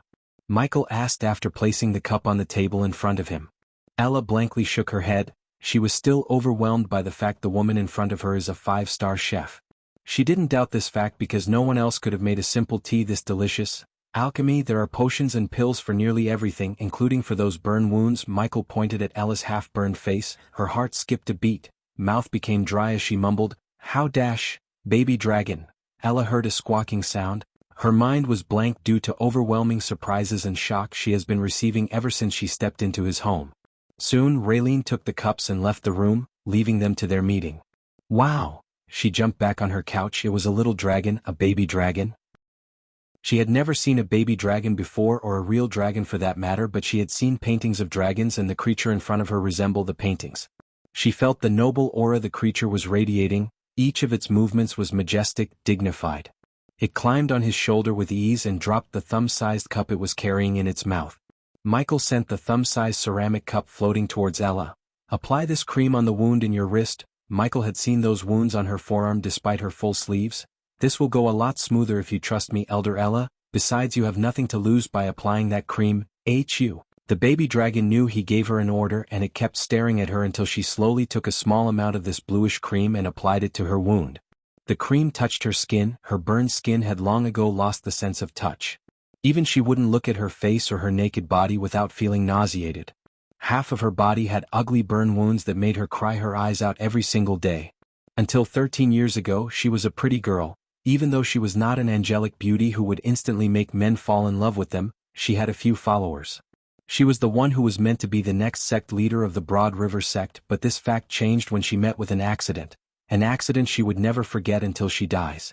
That day she was caught inside a burning room. Until to this day she had no idea how the fire started. The fire engulfed her home and all of her servants. Fortunately, her parents weren't at home that cursed day. Because of her wounds, the elders and the sect leader chose the next in line as the new sect leader, Matthias, stating that with those wounds she can't be the one who leads the sect. They were right, those wounds changed her from within. She was never the same person after that night. Men who courted her wouldn't even take a glance at her. Those who had no heart would make fun of her. Her friends left her because they couldn't be seen with an ugly freak like her. Slowly she started to wash away her feelings and griefs in booze, drugs, and anything that could numb her brain. This addiction of hers chased away her parents, leaving her alone. Only after a few years she slowly began to realize what happened that night was not an accident but a planned event. The booze numbed her brain and kept her from realizing this sooner. When she started to investigate through any means necessary, she had found that it was Matthias who planned this. However, her realization came too late, as he had already reached the core formation while she was struggling at the body refining stage. The vengeance made her quit drinking and focusing solely on her cultivation. For the past 10 years she was controlling the urge to kill him and waiting for the right moment to strike. Matthias did not know her true intentions. As far as he was concerned, she was plotting to steal the leader position from him. What dash, she gasped the very next moment she applied the cream. The wound on the place she put the cream vanished instantly. On that place, new smooth skin began to appear. She immediately pulled her sleeve up and then she scooped the cream, trying to apply the small amount of cream everywhere. Although the cream was not enough for all the wounds on her hand, everywhere the cream touched, the wounds got healed. It was simply a miracle because she had hired numerous healers and tried hundreds of alchemy products, but not a single one of them could heal her wounds because the fire that burned her skin was not a normal fire but the holy fire. Your wounds will appear again after a few days, but I can make them disappear forever.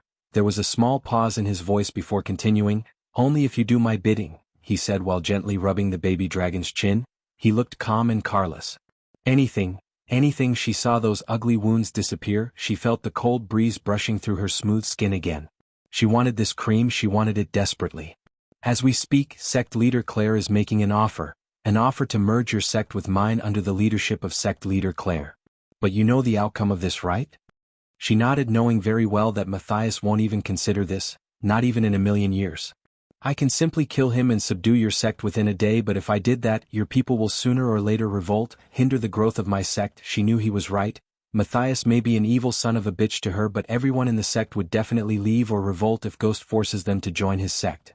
That's where you come in, Elder Ella. I know you were the next in line after your previous sect leader, and I also know Matthias is the one who did this to you. I want you to convince your people to join my sect. In return, since sect leader Claire can't be in 2 locations at once, well, leave the Broad River sect in your care. Plus, it'll heal your wounds. This was a sweet deal. Ella would have even poisoned the entire sect for that miraculous cream if he had asked her to. I will do it, Ella said with a firm resolve in her voice, making him grin wide. Michael left all the planning and convincing stuff to Ella, as she knew the people of the Broad River sect better than him. Eventually, after speaking for another couple of minutes, Ella left his home, leaving him with the baby dragon. What happened with Ella? Gaia entered the room and plunged herself into the sofa. Just as we planned, how's your end? He wants you to come to his sect, apologize in front of everyone, take 100 whips from each person's family you've killed. How predictable, he sneered. He gave you a week of time. If you don't go there by the end of this time, he said that he will come here personally to drag you there. Then Ella has a week of time to convince them. Chapter 133. All right, I have one last thing to do before going to River Town, said Michael, thinking about the new spell in his arsenal, the Ring of Fire spell. Ah, the new spell, give it to me. Since they shared almost everything, she came to him asking for the new spell. She also wanted to learn this new spell. Knock yourself out. This wasn't a spell he bought from the system, therefore he simply decided to share this spell with her, only with her. A rare spell, Baby Dragon. While Gaia was running her eyes through the spell scroll, he shouted for his pet. Up until now, he didn't come up with a badass name suitable for this dragon, so he was calling the baby dragon a baby dragon. Of course, Gaia suggested the following names: Ugly Lizard, Dicky, Assaholan, Shitface, and many other weird foul names. The baby dragon had taken note in its little heart, plotting its revenge against her in the dark. The one good thing that came up from their bickering was the baby dragon's gender. The baby dragon was a boy, which made their rivalry even worse. The one common thing they had was food. Both of them shared an enormous appetite. He even wondered how this baby dragon's stomach held that much food. The baby dragon came hopping to him, then it clawed its way to his shoulder, not before sending a blob of saliva to the spell scroll in her hands. One day I'll make you eat a boatload of shit. The baby dragon chuckled, but his chuckle was stopped when a tiny orb of fire hit his head. He hissed, looking at the orbs of fire dancing above Gaia's fingers. Burn my hair, you can't even light a candle, a rare kind of dragon you are, hee. Unlike Michael, she perfectly understood the meaning of the baby dragon's hoo-hoos. Stop it, you too, Michael chuckled, making his way to one of the construction sites. Where Michael was going to is the construction site of the office building Gaia was planning to build in the near future. The ground was barren, only a bunch of practice dummies could be seen on the site. He asked Jack to place these dummies to test the power of the new spell. When he stepped outside, a gentle cold evening breeze brushed past him, refreshing him from top to bottom. For a few moments he stood still to feel the soothing breeze, becoming absorbed in the music of crickets, letting the gentle energy of nature wash in. He looked up at the sky to see countless stars glistening in the sky. Do you need a moment? Seeing him standing still, she asked, almost chuckling. The baby dragon watched the evening sky, and then it said something, brushing its scaly nose on Michael's chin. What's he saying? That lizard is saying that looking at this sky makes him hungry. The baby dragon nodded, making puppy eyes. You just ate no meat for your little scaly butt. Michael flicked the baby dragon on its forehead, making Gaia grin in joy. The baby dragon protested by head-butting him as he went to the ground. Considering the sun has long disappeared into the horizon, most of the workers went to their tents while some went into the first to hunt for fresh meat. After reaching the construction site, Michael stood in the middle staring at all the dummies around him. Gaia kept her distance to protect her clothes from getting burned. Ring of Fire. He mumbled these words under his breath, controlling the arch energy in his body. The next moment, a golden circle with many inscriptions appeared in the form of a holograph on the ground around Michael. Soon, the golden circle disappeared as waves of blazing fire swept the 5m radius area. Unlike the spells he bought from the system, he had a hard time controlling the flame blazes' direction and power. Those blazes didn't sweep across the area around him in a perfect circle, but swept across chaotically.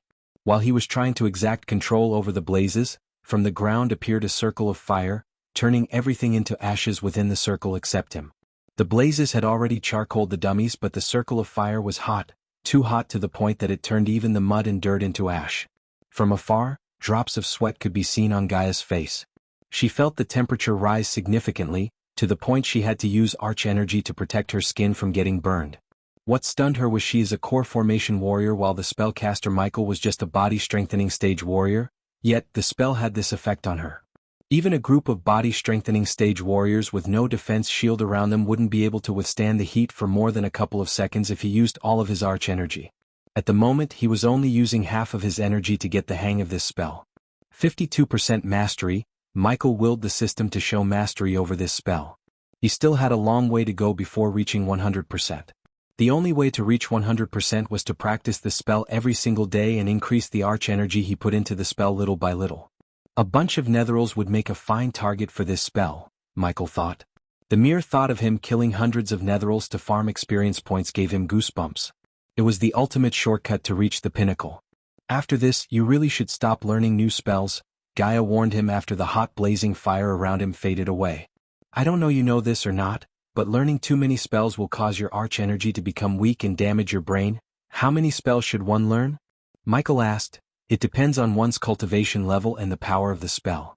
Typically, a body-strengthening stage cultivator should learn only 4 to 5 spells. He was an exception because of the system, but even he had to stop learning any more new spells before reaching the next stage.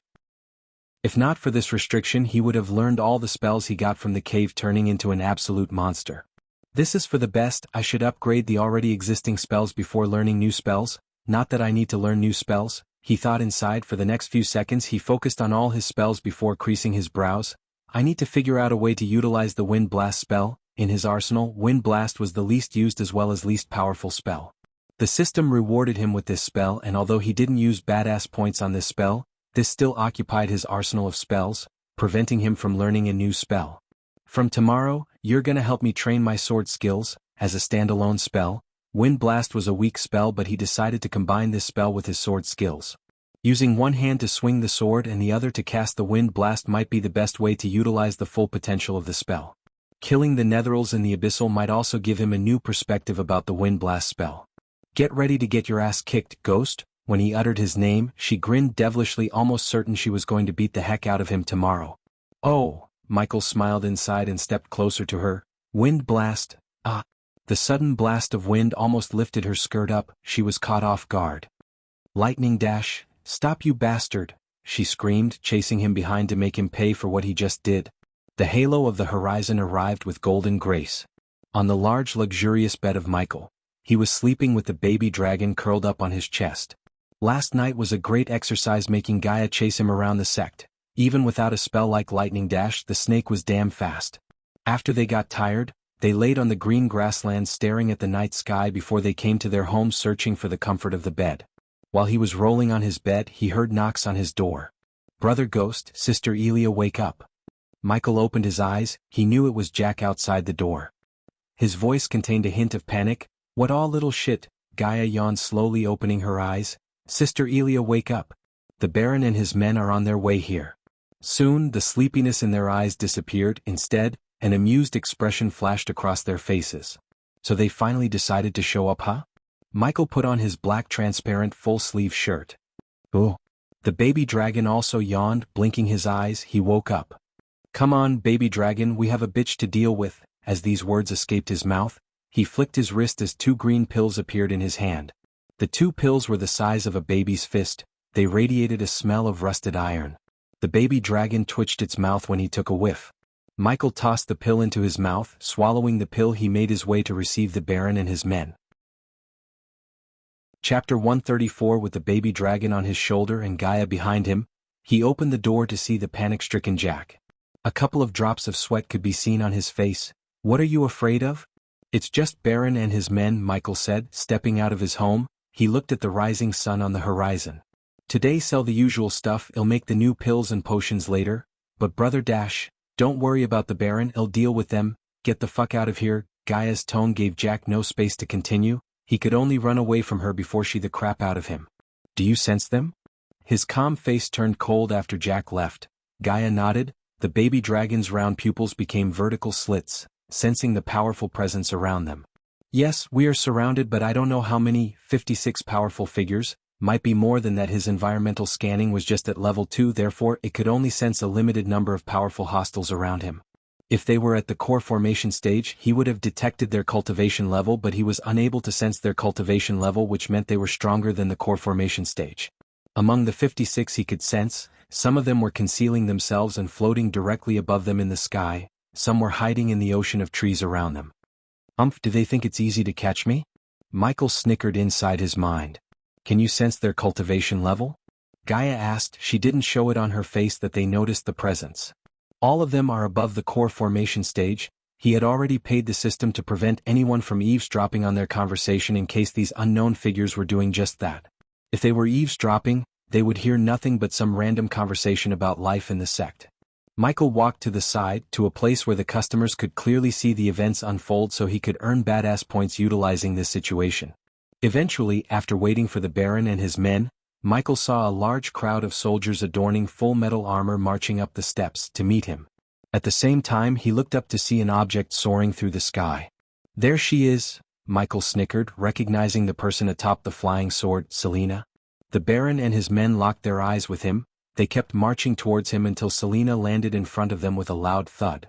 Even from a distance he could see those bloodshot eyes, veins protruding on her face. Her neatly combed hair was disheveled. Behind Selena, an emaciated man walking with the men, Michael almost failed to recognize this man, Baron Totonk. He was walking like a zombie, there was no life in those swollen eyes of his. His previously sturdy body now became the body of a starved man. Killing Jane really did a number on him, Michael thought. Waiting for them, he stood there, his hair fluttering back in the wind, accompanied by Gaia and the baby dragon on his shoulder. The men halted their steps, keeping a 10-meter distance from Michael and Gaia. There were a few gasps and murmurs when they saw the majestic creature sitting on his shoulder. However, Selena's eyes didn't look like anything or anyone but Ghost. She locked her eyes with him. Within those bloodshot eyes, a flash of shock emerged and disappeared. Not impressed. Michael thought she would have reached at least the core formation stage, but seeing her body strengthening stage level 9 cultivation level, he was disappointed. "Young miss, let me talk," a wrinkly old man with a slightly hunched back pressed Selena's hand and said. The old man then turned his gaze at Michael. "Young Master Ghost, Baston, a servant of the Baron, did dash. I heard about what happened, Baston, it's terrible," Michael calmly said. Looking at his nonchalant face, Selena shivered in rage. However, her mind refused to attack him, just like she did when dealing with those who had grudges with Jane. She attacked first and asked questions later. The first time they met, he was just a foundation stage cultivator while she was a body strengthening stage warrior. At that time she could have easily killed him, but now the tables have turned. "Words cannot make any of you feel better. Is there something I can do to help you, Baston?" Since Baron Totonk seemed lifeless, Michael decided to talk with this old man instead of the Baron himself. "Grandpa Baston, let me deal with this bis dash. I assume you're not here to fight me, Selena," Michael interjected before she could finish her sentence. "Young miss, please." The old man quickly pressed Selena's fist tightly and gave Michael an apologetic look. "Young master, we are here to—" The old man's voice trailed away. "You're here to interrogate me, right?" Michael finished the old man's thought. The old man sighed, slowly nodding. "Young Master Ghost, I hope you understand the situation. We only want to find the person responsible for—" Again, the old man didn't finish his sentence, looking at the Baron beside him. The Baron had lost all of his energy and will to live after seeing his beloved daughter hanging in front of his manor, brutally killed. No matter how strong he was, at the end of the day he was a loving father. Jane's death broke him from within. The old man knew the Baron had died that day and the man with them is just a vessel. "You're wasting your time, Baston. You very well know that I was in the Nether Realm at that time," said Michael. "What's happening? Why is the Baron here? Whoa, what's up with the platoon of men? Hey, I think they are suspecting Brother Ghost with the murder of Jane." "Bullshit. Everyone knows it was the devil of Bredia, Lucifer, who killed her. Brother Ghost beat the shit out of her personal guards, so it's natural for them to investigate him. Except Brother Ghost was in the Nether Realm when Lucifer killed her. Unless Brother Ghost know a way to be in two different realms at the same time." Seeing the commotion, the disciples gathered around them. The old man and the Baron's men heard the chattering and couldn't help but agree with the disciples. The men knew Selena is wasting time with Ghost when she could focus the investigation on someone else. Jane's 2 uncles and 3 brothers were unable to come to her funeral as they were leading the army of Bredia against the war with Kingdom Lavia. Even if they wanted to come, the king wouldn't permit them unless they are fine with getting their heads cut for abandoning their king during the war. Only Selena and her family were there to console the Baron as well as seek justice personally for Jane. "You're a freak." Selena lost her patience. She shouted in anger. "You could have found a way to kill her." "This is not the time." Michael simply waved his hand, ignoring her. "Since you're here, even though you know I was in the Nether Realm, I assume you have a reason to be here." Many men behind Baron were surprised to see the way he was handling Selena and the situation. He was not like the other prodigies or the genius youths they had encountered before. If someone else was in his shoes, they would have lost their calm because it was obvious that he didn't kill her. "Young miss," the old man glared at Selena. This time there was anger in his eyes. Selena swallowed her rage, giving the chance for Grandpa Baston to handle the situation. The old man flicked his situation, taking out a greenish glistening pill. As an alchemist, he instantly recognized the pill and its purity level, 85% pure pill, which meant it was concocted by the pill king Gabriel himself. Truth exactor, huh? The Baron men tensed when the old man took out the pill. This pill was used only in situations such as murder trials, judging treason cases. Except for those who were charged with the above accusations, it's considered a privacy invasion, which was a crime punishable by either death or decades of imprisonment, if the victim went to the king or to the guardians to complain. The disciple stepped back a little, fearing that Ghost would lose his calm and start attacking the Baron's men. His expression changed, a cold look submerged on his face before sighing. I understand, I was one of the people who had quarrels with Jane. Besides, I understand the Baron's situation and respect him. Baston, give me the pill. The old man was stunned by his words. He really thought he would decline to take the pill. Even if he refused to take the pill, they had no right to force him to. It was a crime after all. Ghost, you don't have to do that. Gaia pretended to be mad as the baby dragon hissed at the old man. Who? It's okay, Elia, the fewer the suspects, the closer they would get to Lucifer. Everyone has to help however they can to stop an evil like that. His image in everyone's hearts rose up. The Baron's men began to respect and admire this youngster. Despite his ruthlessness, he wanted to be on the side of good. Really? Even the system couldn't stay silent hearing him speak like an innocent, upright person. Chapter 135, Ding. Congratulations to the host for successfully being a badass. The reward is 500 badass points. Ding. Congratulations to the host for successfully being a badass. The reward is 600 badass points. Ding. Congratulations to the host for successfully being a badass. The reward is 300 badass points. Ding. Congratulations to the host for successfully being a badass. The reward is 200 badass points. Ding. Congratulations to the host for successfully being a badass. The reward is 700 badass points. He was surprised by numerous ding sounds in his mind. Was that badass? He questioned himself. Baston handed over the pill and a transparent stone to Michael with a thankful smile on his face. This stone was connected to the pill through arch energy. The one who took the pill had to keep the stone in her hand. Each lie that comes out of their mouth would make the stone glow red and greed for truth. Typically the pill's effect would last for 5 to 10 minutes. Considering this was an 85% pure pill, the effect would at least last for 7 minutes. While holding the stone, he felt a strange sensation in his brain, but soon, the sensation disappeared. Let's start with an obvious lie, shall we? Michael smiled. I'm a 5-legged scorpion with thousands of beauties in my harem. Some of the disciples and the soldiers chuckled. The stone soon let out a bright red color, indicates the obvious. For everyone witnessing the scene, they thought that the pill was working, but Michael was controlling the signals radiated from his brain, hence controlling the outcome. The pill he took before he met them gave him this ability. When the red light dimmed, he said, now the truth, I'm a 5-star alchemist who won Heaven's Gate competition. This time, the stone glowed in green. Baston, Selena, the pill is working, now you can start asking the questions related to Jane. Hoo-hoo. Seeing the calm look on his face, the baby dragon's pupils returned to their usual circular shape. Michael nudged the baby dragon's chin, waiting for Baston to question him. Where were you for the last couple of weeks? Instead of Baston, the one who asked the question was Selena.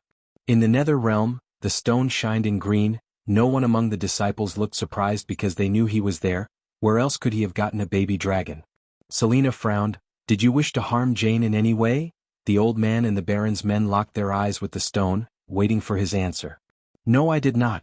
After Baron came to me and apologized for her actions, I dropped that matter. Again the stone shined in greed, somewhat calming the volcano of anger inside Selena, but not completely.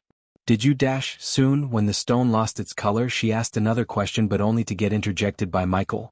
Look, I didn't kill Jane and I don't know who did it. I had no fucking idea that she's going to get killed. All of you are looking in the wrong place. Now I think this is enough proof for you. The stone kept emitting green light, making everyone around him sigh in relief. His face lost the smile. Instead, a cold look could be seen on his face. Thank you for your understanding, young Master Ghost. Baston bowed, giving an apologetic smile. Now if you'll excuse me, I have places to be. He threw the stone towards Baston. Gaia also took the same pill as Michael to neutralize the truth extractor in case Selena asked her to take the pill, but she didn't even look at Gaia. Young miss, let's go, Baston said.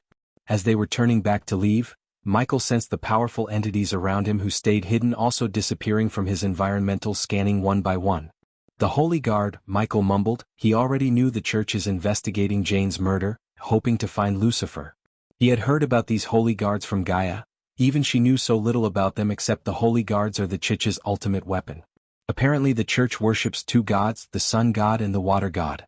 He didn't care much about this religious institute until now, as he tried to avoid mingling himself in the petty religious conflicts until he could get to a stage where they can't touch him. But this had changed now. He decided to get more information about this so-called church as well as the holy guards. After all, it was only a matter of time before Lucifer had to face this holy army. She should have asked me at least one question. She felt offended not to be noticed by Selena. "What are you all looking at?" she shouted at the customers who were gawking at them instead of buying the pills and potions.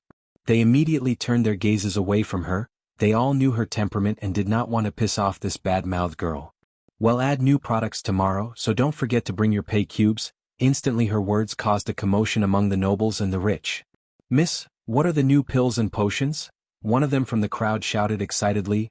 "There will be wisdom potions, mind control pills, elemental resistance potions, perception pills, hallucination potions, camouflage potions, enhanced healing potion, and the potion you all younglings are desperately waiting for." She paused for a moment, staring at those eyes filled with anticipation. "The love potions. Why?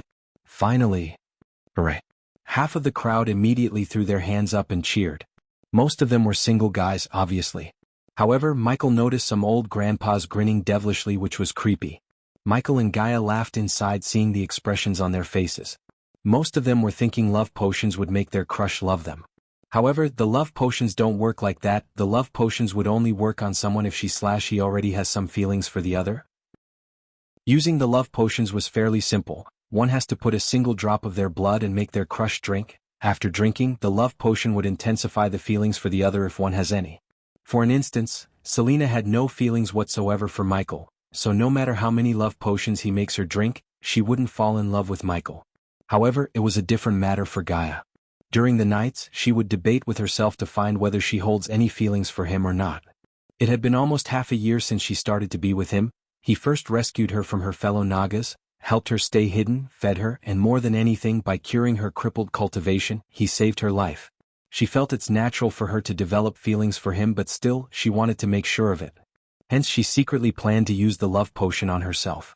Of course, she still has not completed her plot, as the potion required Ghost's blood. By asking him directly, she might get into trouble. After going home, spread the word. Finally, Gaia shouted before leaving for River Town with Michael. After the battle with the Netherals, the rumor had spread across the river town that this town is protected by Ghost. Hence many people began to address Ghost as Ghost of River Town. Thanks to the rumors, more merchants and adventurers began to stop by River Town. Plus, the construction of the new fancy building at the place where Lucky Cat Tavern attracted travelers and such. For those native River Town people, the building the dwarven engineer was building for Ghost was nothing but a wonder in their eyes. Even though the workers didn't finish the construction yet, people could tell that it's a marvelous building that would raise the River Town's prestige by many folds. Because of the frequent merchant, adventurers and travelers' visit, the local business boomed. The River Town people thanked Ghost for their prosperity, though he practically did nothing for them. He killed those Netherals not from but for him. "Hey, it's young Master Ghost. Young Master Ghost is back. Good morning, young master. He's so handsome. Ding. Congratulations to the host for successfully being a badass. The reward is 500 badass points. Ding. Congratulations to the host for successfully being a badass. The reward is 600 badass points. Ding. Congratulations to the host for successfully being a badass. The reward is 300 badass points. Ding. Congratulations to the host for successfully being a badass. The reward is 200 badass points. People on the streets of River Town quickly greeted him and Gaia with a wide grin on their faces. Just by walking the streets, his reputation earned him badass points. This was why the system kept urging him to take risks, explore the world and engage in battles. If this small town could give me 5,000 badass points just by walking through the streets, how much would I earn in the big cities? Michael's eyes glistened in glee. Master Ghost, you're back. Just when he was nearing the Lucky Cat Tavern, he heard a familiar voice and turned to see the golden-haired girl walking towards him, carrying a bunch of iron tools in her hands. How are you, Gloria? Thanks to Master Ghost, I have no worries. Good morning, Miss Elia, she answered Michael with a bright smile, and then she greeted Gaia with the same bright smile. What are these? Asked Gaia. These are tools of Lord Fover. I just went to the smithy to get them fixed. Michael recognized none of these weird tools. He had never even seen them before. His curiosity piqued to see the 3-star builder and the restaurant he was building for them.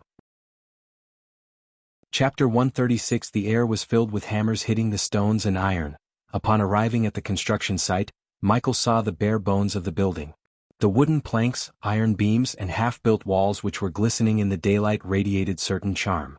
The building resembled a rectangular prism. On the long sides, there were 5 arched windows. Each window was approximately 3 m wide and 7 m in height. On the front of the building, there was one arched door between unarched windows on each side.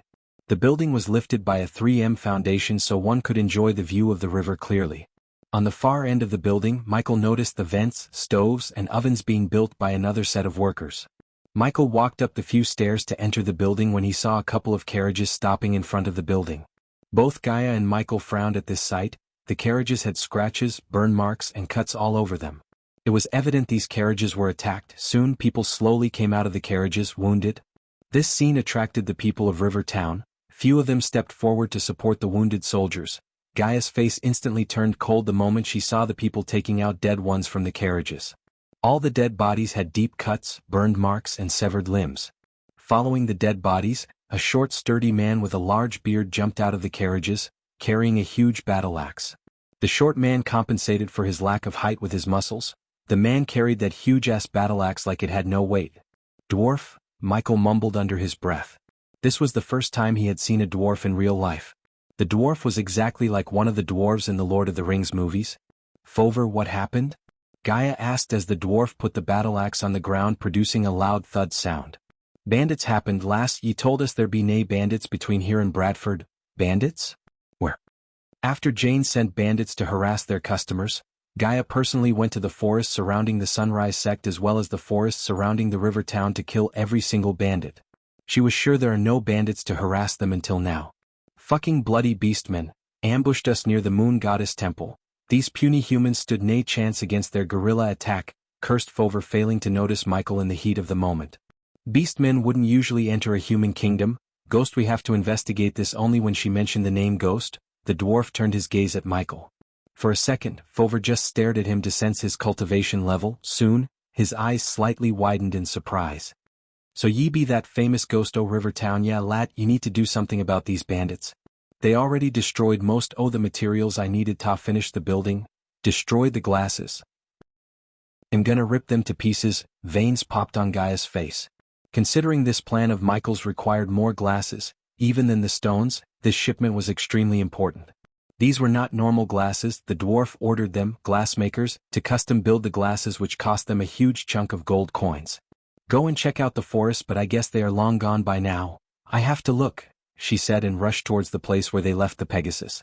"Master Ghost." Soon after Gaia left, his 2 henchmen came towards him. Both Daniel and Ricky suffered wounds. Daniel had a deep cut running across his chest. His brown tunic was drenched in blood while Ricky limped, holding the deep cut on his thigh. Michael quickly willed the system to give him the healing potion in the storage. In a flash, 2 vials of healing potion appeared in his hand. "Here, take this." Both of them shuddered. The thought of a single vial of healing potions cost 9,000 gold coins prevented their hands from reaching out to take the healing potions. Drink it, it's an order." Thinking about those bandits who almost killed his 2 loyal men, Michael wanted to flay the bandits alive. He could simply buy materials, but loyal men like them were hard to find. Daniel opened up the vial, slowly pouring the potion into his mouth. Their wounds closed up at a swift pace. The dwarf was surprised he wasted 2 valuable potions on these 2 commoners. After their wounds healed up, Michael retrieved a couple of more healing potions, mixed them in the water and distribute the water to the wounded. For those who lost their lives, Daniel and Ricky saw a large pouch of coins appear in his hand. "Give their families 2,000 gold coins." His words instantly caused the people to go crazy. There were gasps and muttering among the crowd. Even if they were alive, they wouldn't have earned 1,000 gold coins in their lifetime by working on the construction sites, not to mention 2,000 gold coins. He just changed their lives. With this amount, their families could live their entire lives without ever going to work. As far as he was concerned, if he didn't compensate them with a handsome amount, workers might avoid working for him in the future as they might fear for their lives. But now they would gladly give their life thinking their families would get richer and live their life with no worries. Many wives would gladly take 2,000 gold coins instead of their drunk husbands, any time of the day. After all, for Michael, even 20,000 gold coins weren't much compared to his grand plans. He wanted the restaurant to be up and running as soon as possible. As for those who survived, you will receive 50 gold coins for the inconvenience. Those who survived bowed and grinned in glee despite the excruciating pain. Although it was nowhere near the amount 2,000, at least they lived to enjoy the 50 gold coins. Lad, what a boot me. You need to compensate me too, asked Fover, smirking. I will compensate you handsomely when you lose a few limbs in the next bandit attack. You were right, I didn't find anything except this. While he was making new batches of pills and potions back at his home, Gaia came rushing into his room. Michael looked at the baby dragon as he hopped towards Gaia and grabbed the medallion in her hand with his mouth. He then whooped back at Michael. The medallion was black, made of high-quality black iron. On its surface, a wolf's head etched onto its surface. Those who attacked Fover is not bandits, human, it's the Grim Reapers. Michael did not utter a word but waited for her to explain. When you need beasts, bandits and problems like that disappear, you go to Adventurers Guild. When you need a noble to disappear or even a king disappear, you go to the Grim Reapers. If you have enough gold coins, no matter what evil shit you want to do, they will do it for you. Someone paid them to attack the shipment, but who? He scratched the baby dragon's chin, thinking about who might have done this deed. The only enemy he had until now was Jane. Obviously, she couldn't have hired the Grim Reapers. He didn't think Selena would have done this either. You said they do anything right? For the right amount, she said. Fover said the glassmakers may have extra supplies we need. Buy them and bring them to Fover personally. What will you do? For now, I will finish all these and then, well, go to Aragoth to seal the deal, said Michael, showing no emotions on his face. So we'll do nothing about this? She questioned him, only to see him shake his head. Grim Reapers won't tell us who hired them in the first place, right? The Grim Reapers sounded just like the dark underworld back on Earth. Although he only killed a certain group of people, there were assassins and fixers who would kill or do anything for the right amount, but the dark underworld would not reveal anything about who hired them to do the job to anyone. This secrecy what made the dark underworld extremely powerful, and if his instincts were correct, the Grim Reapers would follow the same rules. His assumption was proven right when she nodded. Nope, those bastards value client confidentiality more than anything. If we went there asking for this information, they would either try to kill us or ban us from using their services in the future. Then there's nothing we can do except trying to hire them to protect our carriages. This might work if this was a one-time task, but if someone hired them to attack our carriages every time, her voice trailed off but the killing intent in her eyes intensified. Then well, simply hire the adventurers to do the job for now. Gaia creased her brows. What do you mean for now? Today they attacked my men, I want simply forget it. One day, I'll visit them, kill every single one of the Reapers who did this, not as Ghost but as Lucifer. Gaia grinned devilishly, thinking about the day they'd seek revenge against the infamous Grim Reapers. After Gaia left the room, he finished making pills and potions enough to sustain the Majestic for a week. He stood up, the baby dragon on his shoulder. Ruby Cuisine branch manager, Michael mumbled under his breath, before dashing out of the room. You're tuning in to the Han Lee's Wuxia Chronicles YouTube channel. We're so grateful for your support, and don't forget to subscribe to join us on this incredible journey through captivating stories. Your generosity through donations truly makes a world of difference, as it's the primary source of revenue that allows me to expand and enhance this channel for you. Thank you from the bottom of my heart for being a part of this adventure.